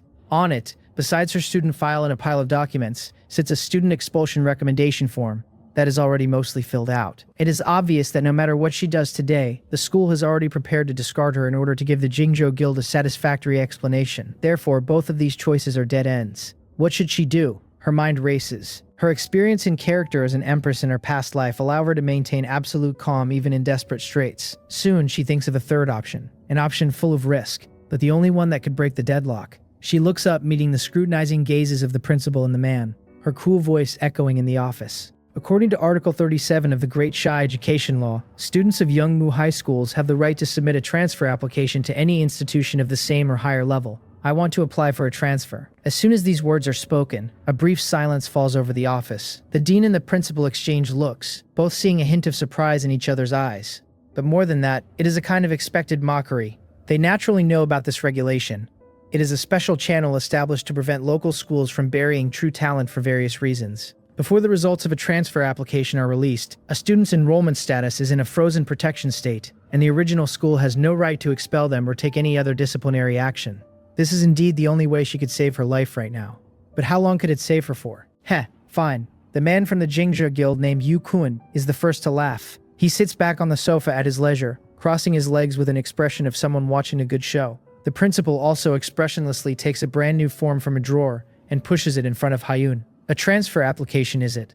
I have prepared the form for you. Which school do you want to transfer to? Fill it in directly. They are as clear as a mirror in their hearts. The transfer application process usually only takes a week to produce a result. With the disastrous conditions on Hyun's record, which Youngmu High School and the entire Swimming province would agree to her transfer application, it is simply impossible. Therefore, by doing this, she is merely delaying her death from today to a week later. It is nothing more than a deathbed struggle. Hyun does not care at all. She picks up the pen and, without the slightest hesitation, writes several words with a flourish in the target institution column. Dunan City, 1st Youngmu High School. When the principal, the dean, and Yukun see the words she has written, they are all stunned. The air in the office seems to freeze. After several full seconds, the dean looks at her as if she is a fool and cannot help but say, Hyun, have you been scared stupid?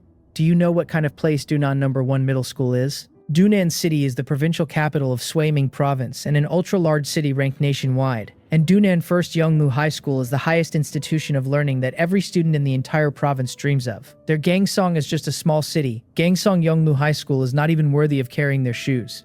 To get into Dunan No. 1 Middle School, the minimum requirement is to reach the first grade early stage upon entering the first year of high school, whether in martial arts or beast taming. And what about you, Hyun? The third-year joint exams are almost here, yet your records only show you as an early-stage first-rank martial artist. In Dunan No. 1, Middle School, that is a bottom-tier existence that would not even qualify for admission. Of course, Yu Kun and the principal are both experts, so they can naturally sense that Hyun's current true martial strength is roughly at the first-grade mid-stage. But did that make any difference? They do not know how Hyun managed to snatch the cubs from the Shadowfang squad. It was likely some stroke of dumb luck. But with middle-stage first-rank strength, she wants to transfer to Dunan No. 1 Middle School at this point so close to the joint exams. It is simply a pipe dream. Without strength at the first-grade peak or higher, they would not even spare a second glance at your application. If she had filled in a school in another small city, there might have been a tiny sliver of a possibility of being accepted, allowing her to linger on.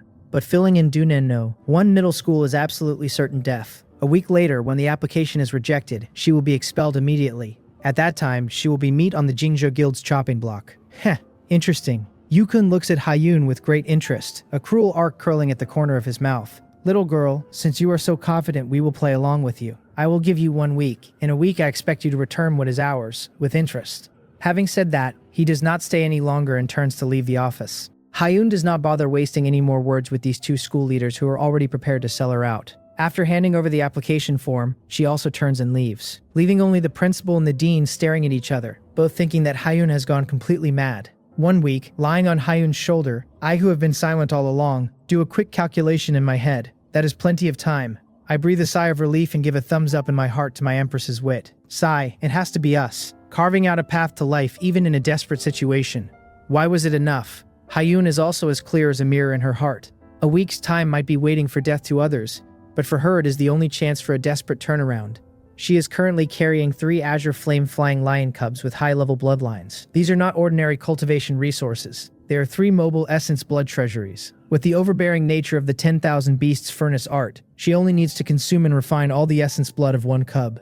She is absolutely certain she can forcefully push her strength from the first-grade mid-stage to the first-grade peak within a week. Even touching the threshold of the 2nd rank is not entirely impossible if her luck is good, although it is a bit of a pity to kill a monster cub of this level. As things stand, she can only sacrifice 1. As long as her strength is sufficient to pass the transfer assessment for Dunan No. 1 Middle School, it would not be a pipe dream. Once she becomes a student of Dunan No. 1 Middle School, the Jingzhe Guild would absolutely never dare to think about touching us again. Meanwhile, my own little schemes are clicking away in my mind. If the Empress can suck blood, why cannot I? That is a high-grade bloodline cub.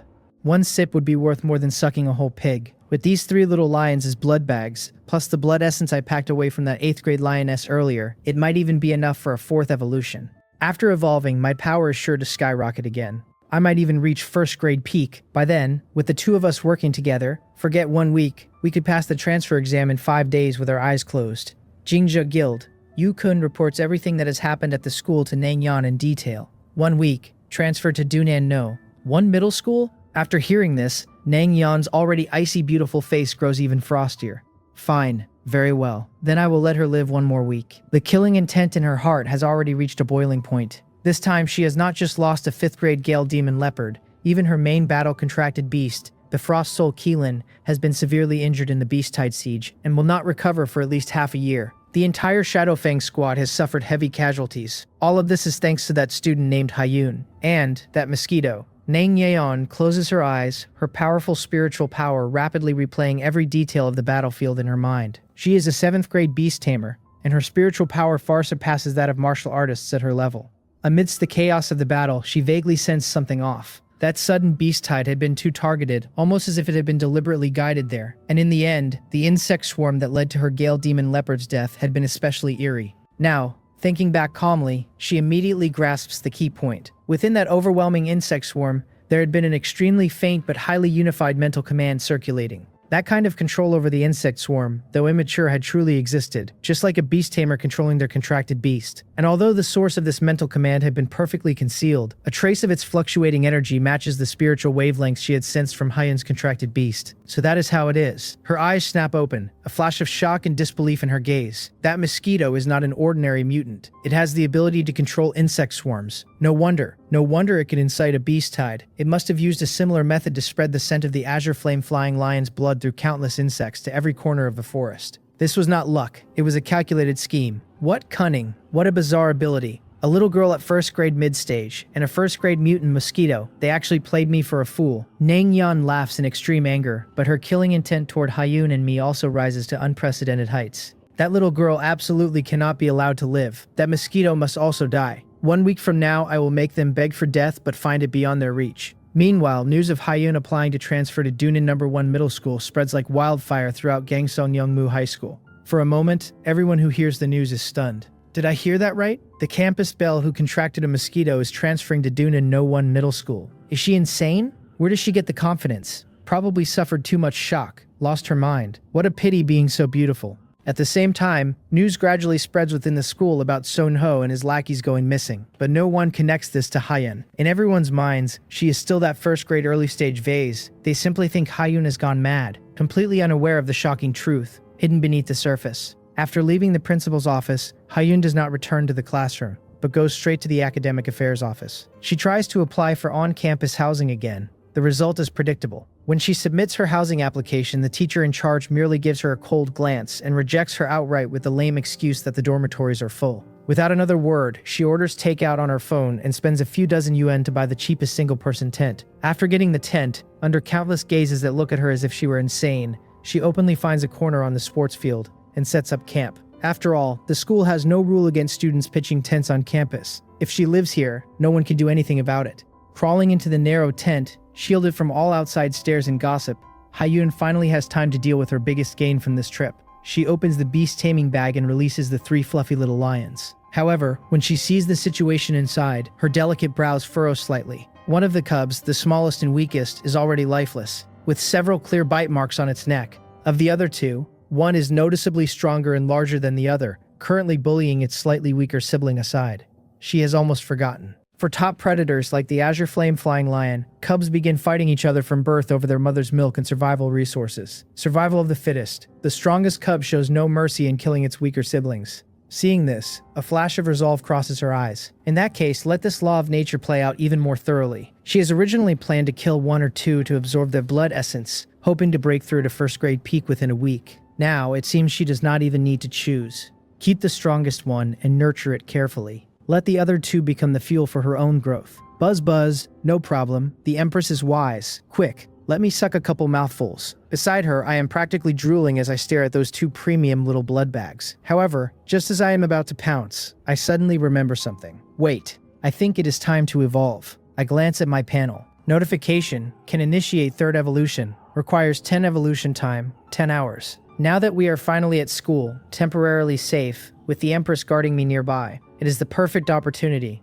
the ideal time to evolve. System, begin evolution. Without hesitation, I issue the command in my mind. The system promptly informs me that 10 evolution points are being consumed, and the third evolution is beginning. Estimated time 10 hours. The host will fall into a deep sleep during the evolution. Please ensure the environment is safe. As soon as the system notification ends, an irresistible wave of drowsiness sweeps over me. A translucent mucus begins to secrete from the surface of my body, quickly wrapping my entire form and forming a writhing, dark red pupa. Again, Hyun looks at the blood-colored small pupa that has instantly formed on her shoulder, no longer knowing what expression to make. How many days has it been? From the first evolution in the school bag, to the second in the rental house, and now the third, evolving once every 2 days on average. What kind of freakish thing is this exactly? In her past life, she had spent her entire life standing at the peak of the world, scouring all the ancient texts and secrets she could find. Yet she had never heard of any beast capable of such an exaggerated evolution frequency. The common sense of the beast-taming world is a complete joke in front of this mosquito. So, could it really ignore the ironclad rule of at most 3 evolutions and continue to evolve infinitely? In Hyun's heart, this deeply rooted common sense has already begun to waver. The flicker of anticipation in her heart grows increasingly burning. But she quickly composes herself. Now is not the time to think about such things. She carefully sets aside the blood pupa I have turned into, and her gaze falls back onto the still warm corpse of the cub. Without the slightest hesitation, she reaches out both hands, presses them onto the cub that has been dead for some time, and begins to fully operate the 10,000 Beasts Furnace art. One person and one mosquito inside this cramped tent begin our respective transformations. 10 hours pass in a flash, and when the light outside the tent brightens again, Hyun slowly opens her eyes.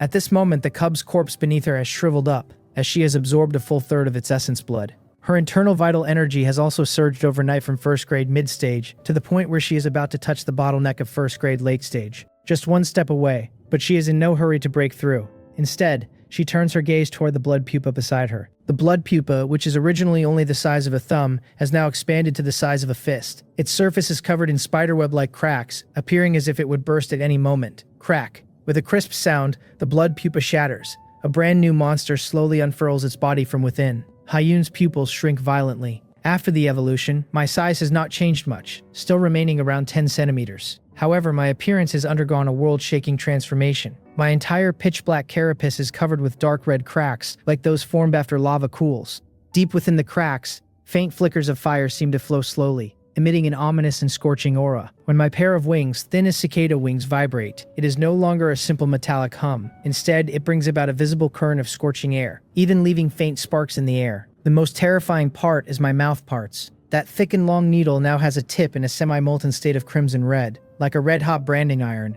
ready to ignite any object it pierces at any moment. This aura, Hyun looks at my new form in shock. She can clearly feel that the power fluctuations emanating from me are exactly the same as the azure flame-flying lions. Could it be, if he sucks the blood of something, he can evolve toward the racial characteristics of that thing? This inconceivable thought leaves Hyun in a daze once again. Not only that, she also feels that my bloodline has undergone a qualitative change. I am no longer in that bloodlineless state which possessed power but had no foundation. Now, within me, flows a weak but truly existent demonic beast bloodline. A low-level bloodline. Moreover, among low-level bloodlines it can definitely be considered top tier. It is by no means a bottom-tier piece of trash like the big-eared rabbit. It is even several degrees purer than the low-level bloodline beasts contracted by the vast majority of beast-taming students in school. From a bloodlineless variant, I have evolved into a true demonic beast. Hyun is both surprised and delighted, but what follows is an even deeper worry. 3 times this is already the 3rd evolution. Could he evolve again next time? The growth limit for low-level bloodline beasts could only reach 3rd grade at most. To break through to 5th grade or even higher, the most basic requirement is a mid-level bloodline. Would his potential stop here? I have no time to care about the Empress's complex inner monologue. I am excitedly feeling the brand new power surging through my body and immediately open the system panel. The panel is updating. Host, Sujun. Race, Molten Heart Blood Mosquito. Low-level demonic beast bloodline. Lifespan, 6 months. Vital energy, 151.1. Spiritual power, 20.8. Evolution points, 8.9. Rank, 1st grade early stage. Skills, Molten Heart Demonic Sting LV4. Blood Food Tracking LV3. Molten Fire Insect Hive, LV4. Explosive Flame Flying Feather Lev 3. Note, the next evolution requires reaching 500 vital energy and consuming 80 evolution points. Holy crap, what a harvest. I look at the brand new panel, so excited I almost jump up. This evolution is completely different from the previous two. 3 skills have actually upgraded automatically along with it. I cannot wait to check the detailed descriptions of the skills. Armor Piercing Spike Leaf 3 has become Molten Heart Demonic Sting LV4. After piercing a target, it can not only suck blood but also inject Azure Flame power into the target's body. This power will burn the enemy's blood and internal organs from the inside, causing high continuous fire damage and significantly weakening their self-healing ability. Wingblade /LV2 has become Explosive Flame Flying Feather LV3. The wings no longer fan out wind blades but flaming feather blades attached with azure flames. Upon hitting a target, a small-scale explosion will occur, causing splash damage. Zerg Space LV3 has become Molten Fire Insect Hive LV4, can distribute one's own azure flame power to the insects within the space, turning them into self-exploding flame insects. Although the vitality of these empowered insects will drain rapidly, their attacks will carry fire damage, and they will trigger a small-scale explosion upon death, providing immense tactical value. Awesome. This is simply too awesome. I feel incredibly satisfied. The upgrade of these 3 skills perfectly compensates for my previous lack of AoE area damage and continuous damage. Especially this fire ability, it is a natural counter to many thick-skinned demonic beasts and plant-based enemies. Not only that, my spiritual power has also surged by 10 points out of thin air, reaching 20.8. This means that my control range and precision over the insect swarm has moved up another major level. After taking stock of the massive gains, my gaze falls on the goal for the next evolution. Requires 500 vital energy and 80 evolution points. Hiss, that is a bit difficult. If I remember correctly, 500 vital energy is already the threshold for a 2nd grade early stage demonic beast. However, it does not matter. I glance at the 2 little blood bags nearby. Although the vital energy inside them certainly cannot compare to their grade 8 mother, a single suck should still give me 20 or 30 points, right? Plus, my Zerg space, no, it is now called Molten Fire Insect Hive. Back in the Black Forest, I had commanded thousands of underlings to fill themselves with that grade 8 lioness's blood. Now those underlings have all become bulging mobile blood bottles, all stored within the insect hive. Within a week, squeezing dry all these stocks to meet the conditions for the next evolution should not be a big problem. Meanwhile, Hyun pushes her complicated thoughts to the back of her mind. She calms her heart and slowly refines the cub's essence blood she has absorbed throughout the night. As the last trace of blood energy merges into her limbs and bones, the power of her inner vital energy surges violently, successfully pushing her strength steadily into the 1st grade late-stage martial artist level. However, before the joy of the breakthrough can even set in, a wave of irritability wells up from her heart, and a faint, recurring stinging pain radiates through the meridians in her limbs.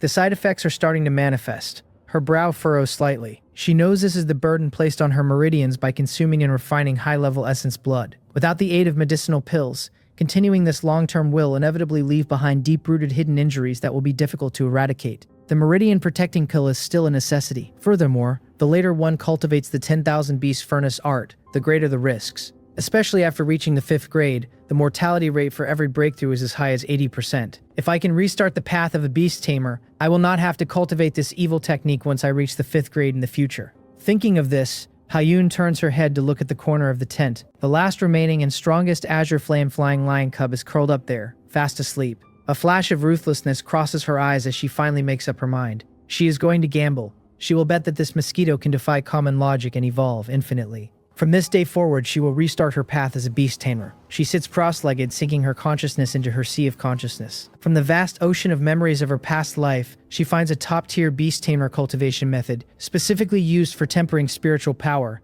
the Taishu visualization technique. As the technique circulates, an invisible spiritual force begins to gather and condense within her sea of consciousness. As expected of the former Beast-Taming Empress, her talent is heaven-defying. In just a few hours, she has successfully grasped the basics. Within her sea of consciousness, it is as if the first faint star has been lit. Lying to the side, I, who am still adapting to my new body, instantly feel a slight difference. A cool, comfortable energy slowly feeds back into my spirit through the blood contract connection between her and me, calming my spiritual power, which has been somewhat restless due to the recent evolution.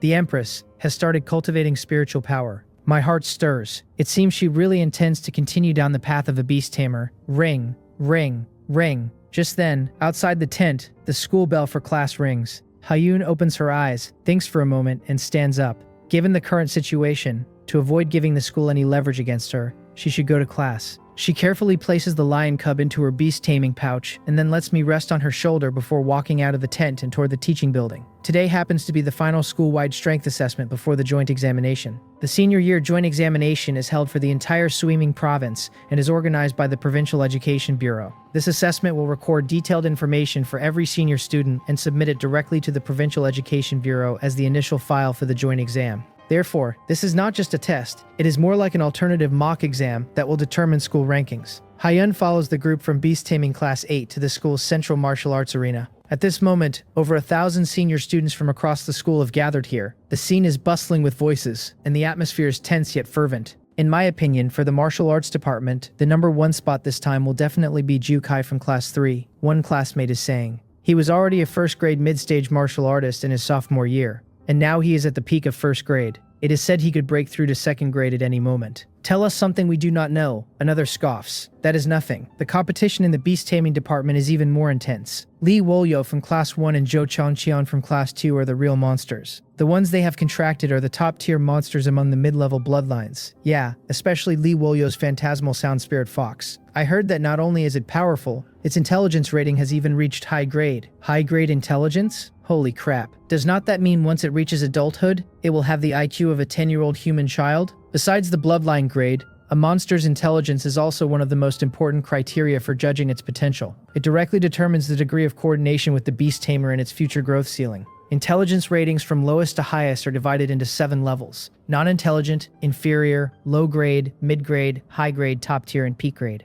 A monster with top-tier intelligence would have the mental capacity of a 15-year-old youth upon reaching adulthood. And those with peak-grade intelligence would possess a mature mind nearly identical to that of an adult human. However, that level of intelligence is generally only possible for bloodlines at the king rank or above. Therefore, for a monster with a mid-level bloodline to possess high-grade intelligence is already extremely rare, and enough to make anyone envious. While everyone is heatedly discussing these geniuses, Hyun's arrival also causes a small stir. Look, that school beauty with the bad brain is here. Pfft, she actually dared to show up? Is not she afraid of losing face? Eh? Holy shit. What is that on her shoulder? That mosquito. A sharp-eyed student points at Hyun's shoulder and lets out an incredulous cry.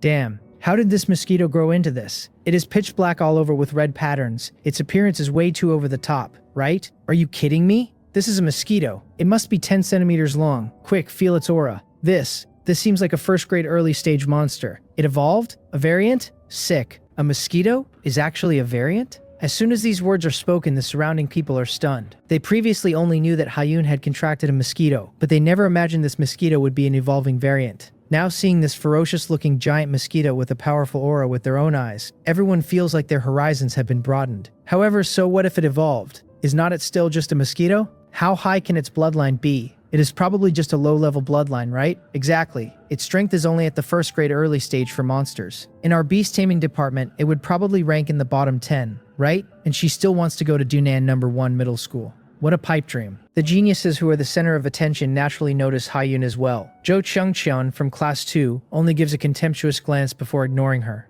In his eyes, this is all just a farce to seek attention. Meanwhile, Lee Wolyo from Class 1 knits her beautiful brows, her gaze toward Hyun filled with deep incomprehension. She really cannot figure it out. Even a recognized genius in gangsong like herself knows in her heart that her strength would only be considered mediocre in a true gathering place of geniuses like Dunan No 1 Middle School. Where on earth did this girl get the courage to submit that transfer application? Lee Wolyo's gaze falls upon the molten blood mosquito on Hyun's shoulder. She is an extreme intelligence proponent. Back then, her family had found a monster cub with a high-level bloodline for her, an opportunity countless people dreamed of.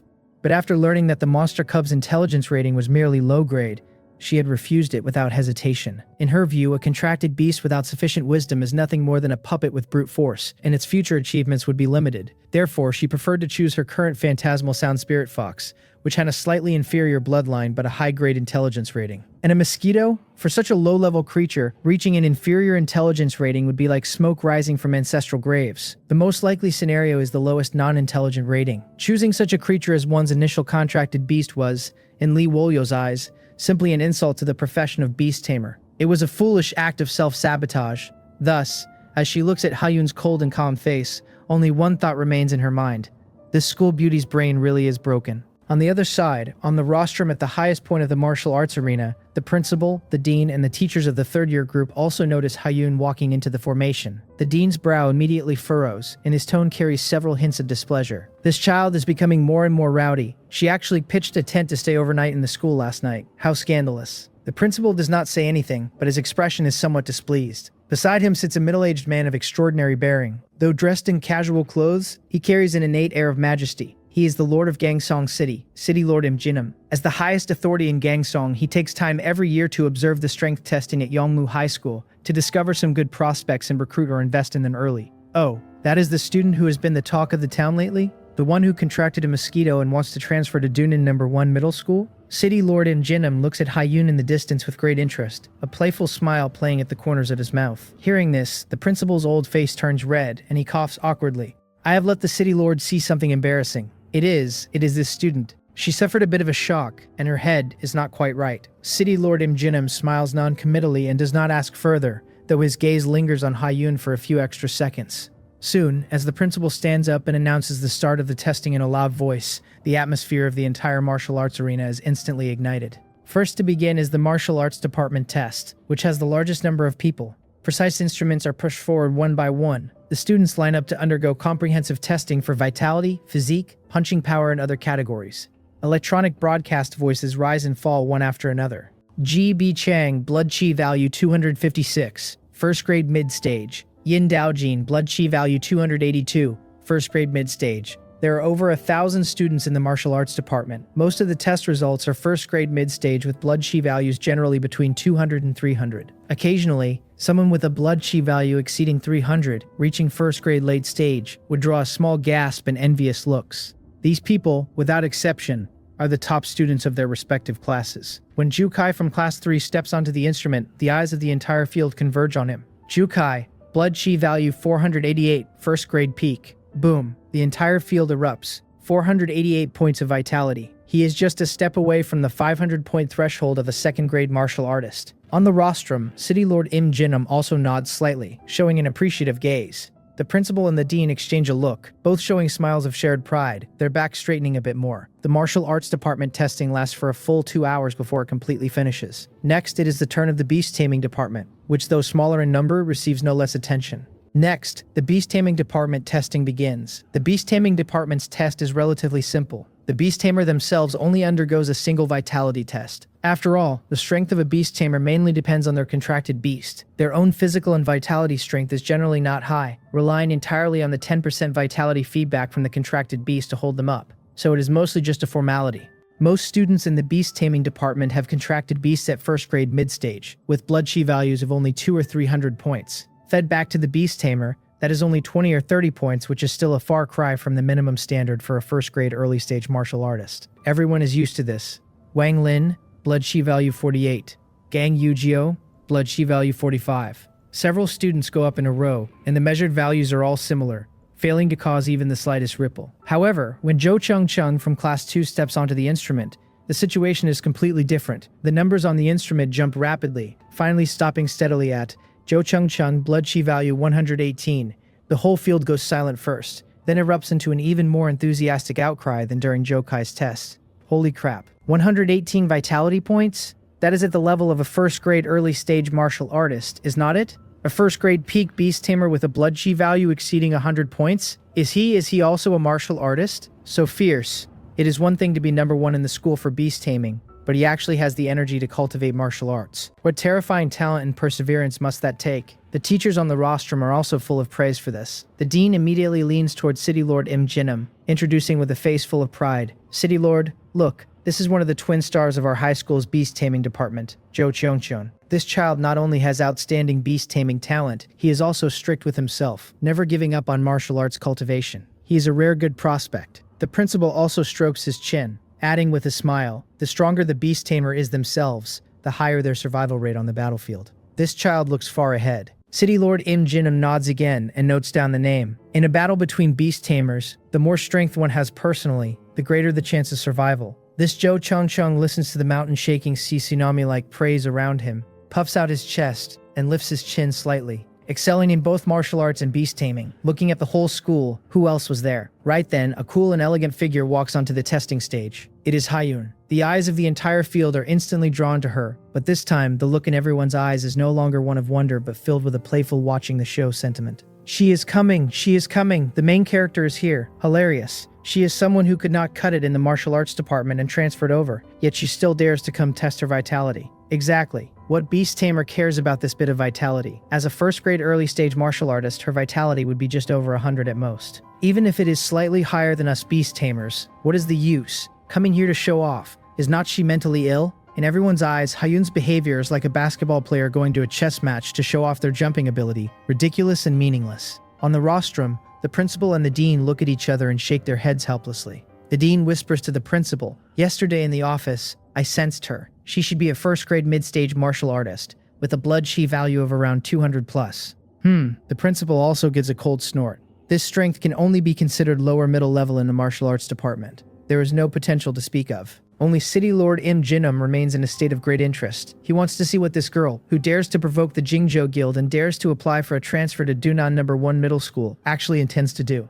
Amidst various discussions, Hyun presses her palm onto the instrument. Buzz. The numbers on the instrument begin to rise frantically. 100, 200, 300. Finally, under the dumbfounded gaze of everyone, that number steadily freezes. Hyun, blood chi value 328.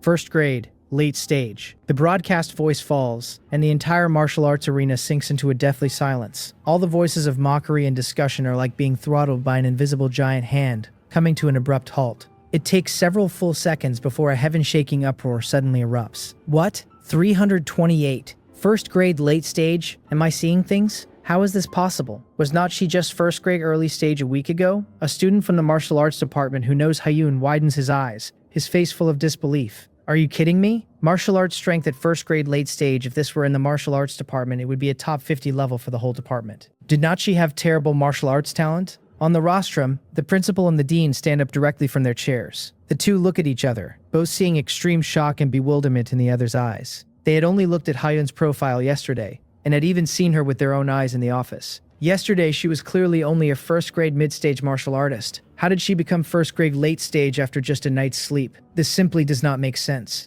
Even on a rocket, it would not be this fast. Just as everyone is completely baffled, City Lord Im Jinum slowly utters 5 words, his voice carrying a hint of gravity. 10,000 beasts furnace art. The surrounding teachers look at him in confusion. Clearly none of them have heard of this name. Im Jinum's gaze becomes somewhat complicated as he explains in a low voice. This is a forbidden evil art that was banned by the Great Shah high-level authorities 100 years ago. Practitioners can use a secret technique to forcibly consume and fuse with the essence blood of demon beasts, thereby plundering their power to achieve a rapid explosion in strength in a short period. But the cost is also enormous. Not only is the cultivation process excruciatingly painful, it is also easy to be influenced by the violent will within the demon beast's bloodline, gradually beastifying and eventually turning into a mindless monster. Furthermore, strength gained this way has an unstable foundation, and the damage to the meridians is permanent. It can be said to be a complete dead end. Having said this, his own heart is also full of doubt. This evil art was supposedly destroyed long ago and had not appeared for a century. Where did this little girl get it from? Hearing this explanation, everyone finally comes to a realization. So that is how it was. No wonder she could break through overnight. No wonder she fought so hard to snatch those 3 high-level bloodline cubs. It was to consume their essence blood, and no wonder she had the confidence to apply for a transfer to Dunan No. 1 Middle School. But, with strength built up using such a self-destructive evil art, would a top-tier institution like Dunan No. 1 Middle School even accept her? Even a fool can see it is impossible, right? For a moment, the way everyone looks at Hyun shifts from shock to a complex gaze mixed with pity, disdain, and regret. This girl has truly gone mad. Meanwhile, the uninformed students below only assume that Hyun has been hiding her strength all along. Jo Chung frowns, deeply confused in his heart. Since she has such strong martial arts talent, why transfer to the beast-taming department? Is she out of her mind? Could it be because of vanity? Her first-grade late-stage strength would not even rank first among those monsters in the martial arts department. She would not even make the top 30. But by coming to the beast-taming department, she could create a crushing momentum and garner everyone's attention. Jo Chung feels this is the only possibility. Thinking of this, he almost laughs out of anger. This woman's vanity is just too strong, is not it? The testing continues. The next item is also the main event of the beast-taming department, the comprehensive contracted beast evaluation. One by one, the beast tamers lead their contracted beasts onto another specially made testing device. Soon, it is Lee Wolyo's turn from Class 1. She walks onto the stage with her Phantom Sound Spirit Fox, her expression haughty. Phantom Sound Spirit Fox. Strength. First grade peak. Bloodline. Mid-level. 5-star. Intelligence. High grade 2-star. A demon beast's bloodline and intelligence are further subdivided from 1 to 5 stars within the same grade. Even with the same mid-level bloodline, someone like Sion Ho's Windblade Wolf would be at most a mid-level 2-star. The Phantom Sound Spirit Fox's test results cause another wave of amazement throughout the venue. As expected of Lee Wolyo, a 5-star mid-level bloodline, that is the highest quality within the mid-level. Coupled with this high-grade intelligence, the Spirit Fox will definitely be able to grow to the 6th grade peak in the future. Reaching the limit of a mid-level bloodline, the most crucial thing is the intelligence. Mid-level bloodline demon beasts usually only have mid-grade intelligence, but hers is actually high-grade. It is too rare. If this Spirit Fox's realm can reach the 6th grade peak and it learns some high-level skills, its combat power will definitely reach the 7th grade, or even higher. Listening to the praise around her, the corners of Lee Wolyo's mouth curl up slightly, her heart filled with pride. This was her choice. Intelligence is the only way for a contracted beast to break through bloodline limitations. A brute like Zhou Chengchen, who only knows how to pursue power, does not understand the true essence of beast taming at all. After a few more people, Zhou Chengchen also takes the field with his contracted beast. When his contracted beast appears, many in the audience recognize it. It is an Azure Armor Wolf. Zhou Chengqian's contracted beast is a mid-level bloodline Azure Armor Wolf. But the size of this Azure Armor Wolf of his seems to be a size larger than normal, and the color of the scales on its body is deeper. The crowd buzzes with discussion as Zhou Chengqian confidently leads the Azure Armor Wolf onto the device. The device flashes with light, and the results come out quickly. Azure Armor Wolf. Strength. First grade peak. Bloodline. High level. 2-star. The moment the bloodline level appears, the entire venue falls silent before erupting in incredulous exclamations. High-level bloodline? How is that possible? Is not the Azure Armor Wolf a mid-level bloodline demon beast? Holy crap. A variant. This Azure Armor Wolf is a variant. It evolved. His Azure Armor Wolf must have evolved once, breaking through the shackles of its bloodline. Damn. Zhou Chengqian was hiding so much depth. On the rostrum, the principal and the dean are also instantly overjoyed to see such a result. An evolved variant. A high-level bloodline. There is not even a record of it in the school's files. Zhou Chengqian has given them such a huge surprise. However, the surprises are not over yet. Intelligence. High grade. 5-star. Boom. The whole place completely explodes. Holy mother of intelligence. Look at the intelligence. High grade. 5-star. Just one step away from entering the top tier ranks. Incredible. 5-star high grade intelligence. This wolf, when it reaches adulthood, will have the mental capacity of at least a 12-year-old child. Right? Then how many skills can it learn? At least 5 or more. Right? Damn it. My stupid big-eared rabbit cannot even learn a single basic skill. It is infuriating. 5-star high-grade intelligence. On the rostrum, Im Jinim's eyes flash with intense light as he stares intently at that Azure Armor Wolf. Intelligence, for a contracted beast, is second in importance only to its bloodline level. The higher the intelligence of a contracted beast, the better its coordination with the beast tamer, the more advanced the skills it can perform, and naturally, the more skills it can learn. At the same realm, its combat power is naturally far beyond its peers. On the other side, Lee Wolyo, who has been looking proud just a moment ago, suddenly has her face turned somewhat ugly. She stares fixedly at the high-grade 5-star on the screen, clenching her fists, her eyes full of disbelief. How could it be? How could that brute Zhou Chengqian's wolf have higher intelligence than my Phantom Sound Spirit Fox? She had always believed her choice was the correct one, that wisdom was far more important than brute force. But now Zhou Chengqian not only possesses a higher bloodline than her, even the intelligence she was most proud of is being firmly suppressed by him. Zhou Chengqian is undoubtedly the brightest star in the venue today. Feeling the admiring gazes from the whole venue, he is extraordinarily smug in his heart and subconsciously glances at Haiyun in the distance. First grade late-stage martial arts strength is indeed good. But can it compare to my beast-taming talent and this contracted beast of mine with a high-level bloodline and 5-star high-grade intelligence? Even I would not dare think of transferring to Dunan No. 1 Middle School. You. Exactly what right do you have? The habitually expressionless Haiyun suddenly feels Zhou Chengqian's gaze. She looks up, sweeps a faint glance over him, and then retracts her gaze. There is not a single ripple in her cold eyes, as if she has merely seen a slightly stronger ant. High-level bloodline, high-grade intelligence. That is it. In her past life, aside from that big-eared rabbit, the weakest bloodline among the demon beasts she contracted was Imperial level, and their intelligence reached the very top. In her eyes, this Azure Armor Wolf does not even have the qualifications to be her gatekeeper beast. Besides, although this Azure Armor Wolf has a high-level bloodline, it is a mere 2-star. Meanwhile, the Azure Flame-Flying Lion Cub currently in her beast-taming bag is at least a high-level 4-star, or even a high-level 5-star bloodline. I, perched on her shoulder, also curl my lip inwardly. High-level bloodline? Impressive indeed, but it is just a small hurdle on my path of infinite evolution. High-grade intelligence? Come on, man. At maturity, the IQ is at most that of a 10-year-old kid. Is that really something to brag about? I am naturally dismissive. In terms of bloodline, I certainly cannot compare for now, but in terms of intelligence, who is he looking down on? But then again, through blood food tracking, I feel the pure vitality of Zhou Chongshan's Azure Armor Wolf, and cannot help but feel a bit greedy. A high-level bloodline, huh?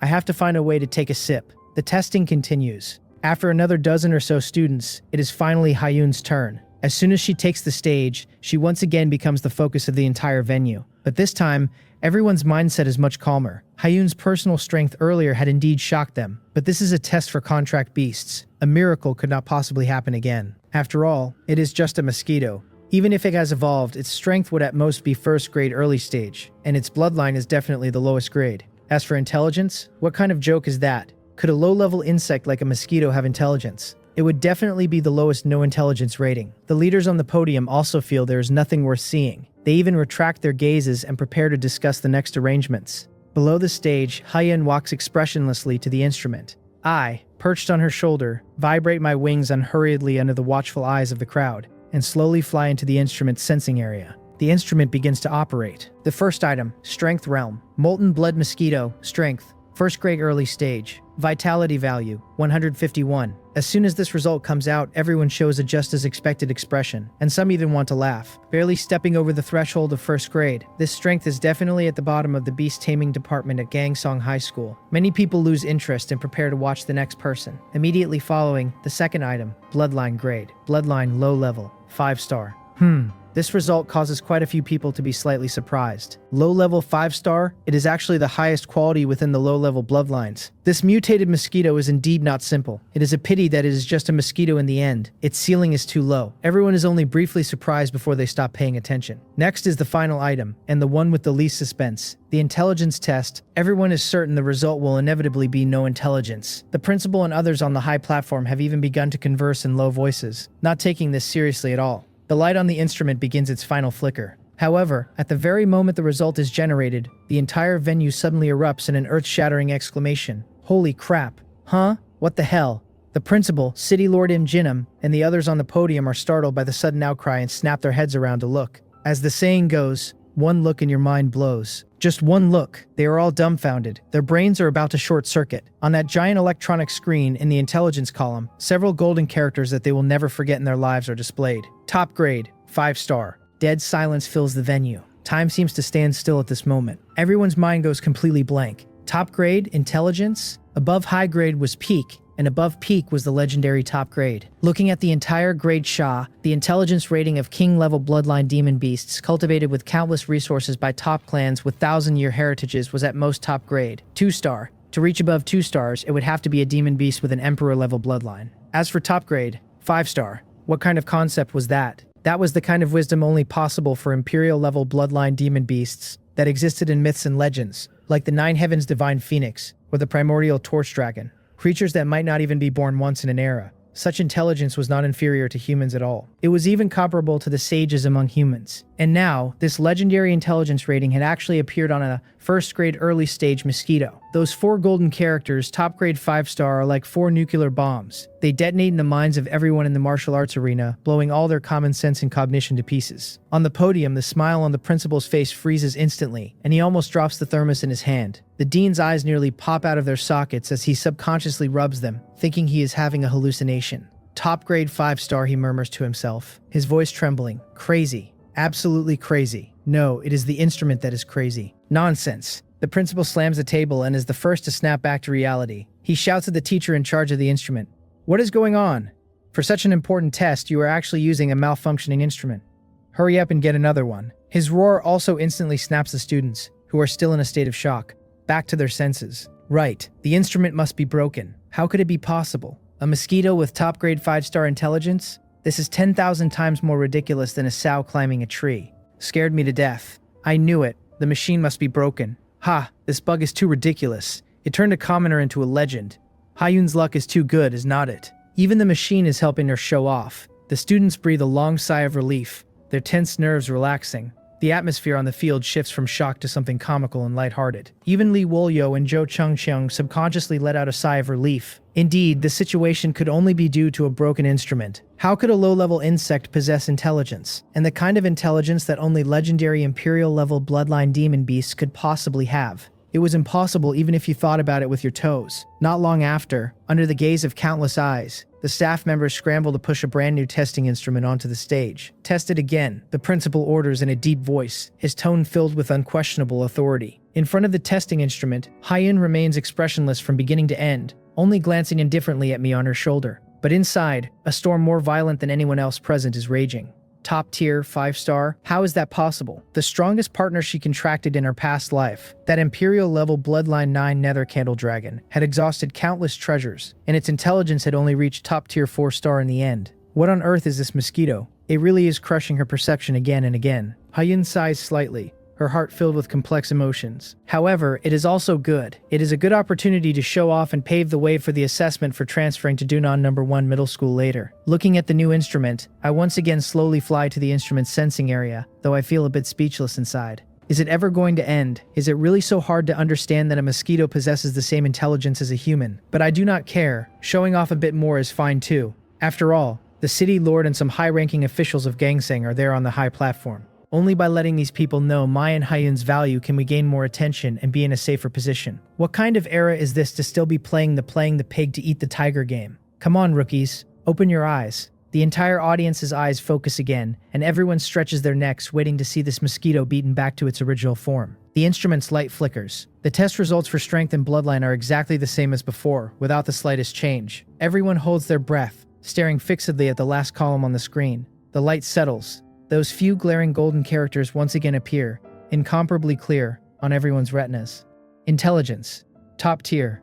5-star. On the martial arts field, the noise that has just recovered abruptly stops once again. If the first time was shock, then this time it is sheer creepiness. Everyone stares blankly at the result, their minds once again falling into a blank state. How? Still the same? Could both instruments be broken? Is such a coincidence possible? The atmosphere on the rostrum has reached a point of extreme tension. The principal's face is completely frozen. He stares fixedly at the result, and fine cold sweat even breaks out on his forehead. He slams the table and angrily scolds the teacher in charge of the instrument. Go to the warehouse again. Bring me that latest model of monster intelligence tester. I refuse to believe this. However, just as he finishes speaking, a steady and powerful hand presses onto his shoulder. Principal Wang, calm down. City Lord Im Jinim has stood up at some unknown point, stopping the principal's actions, his gaze looking deeply at Hyun and me in the distance.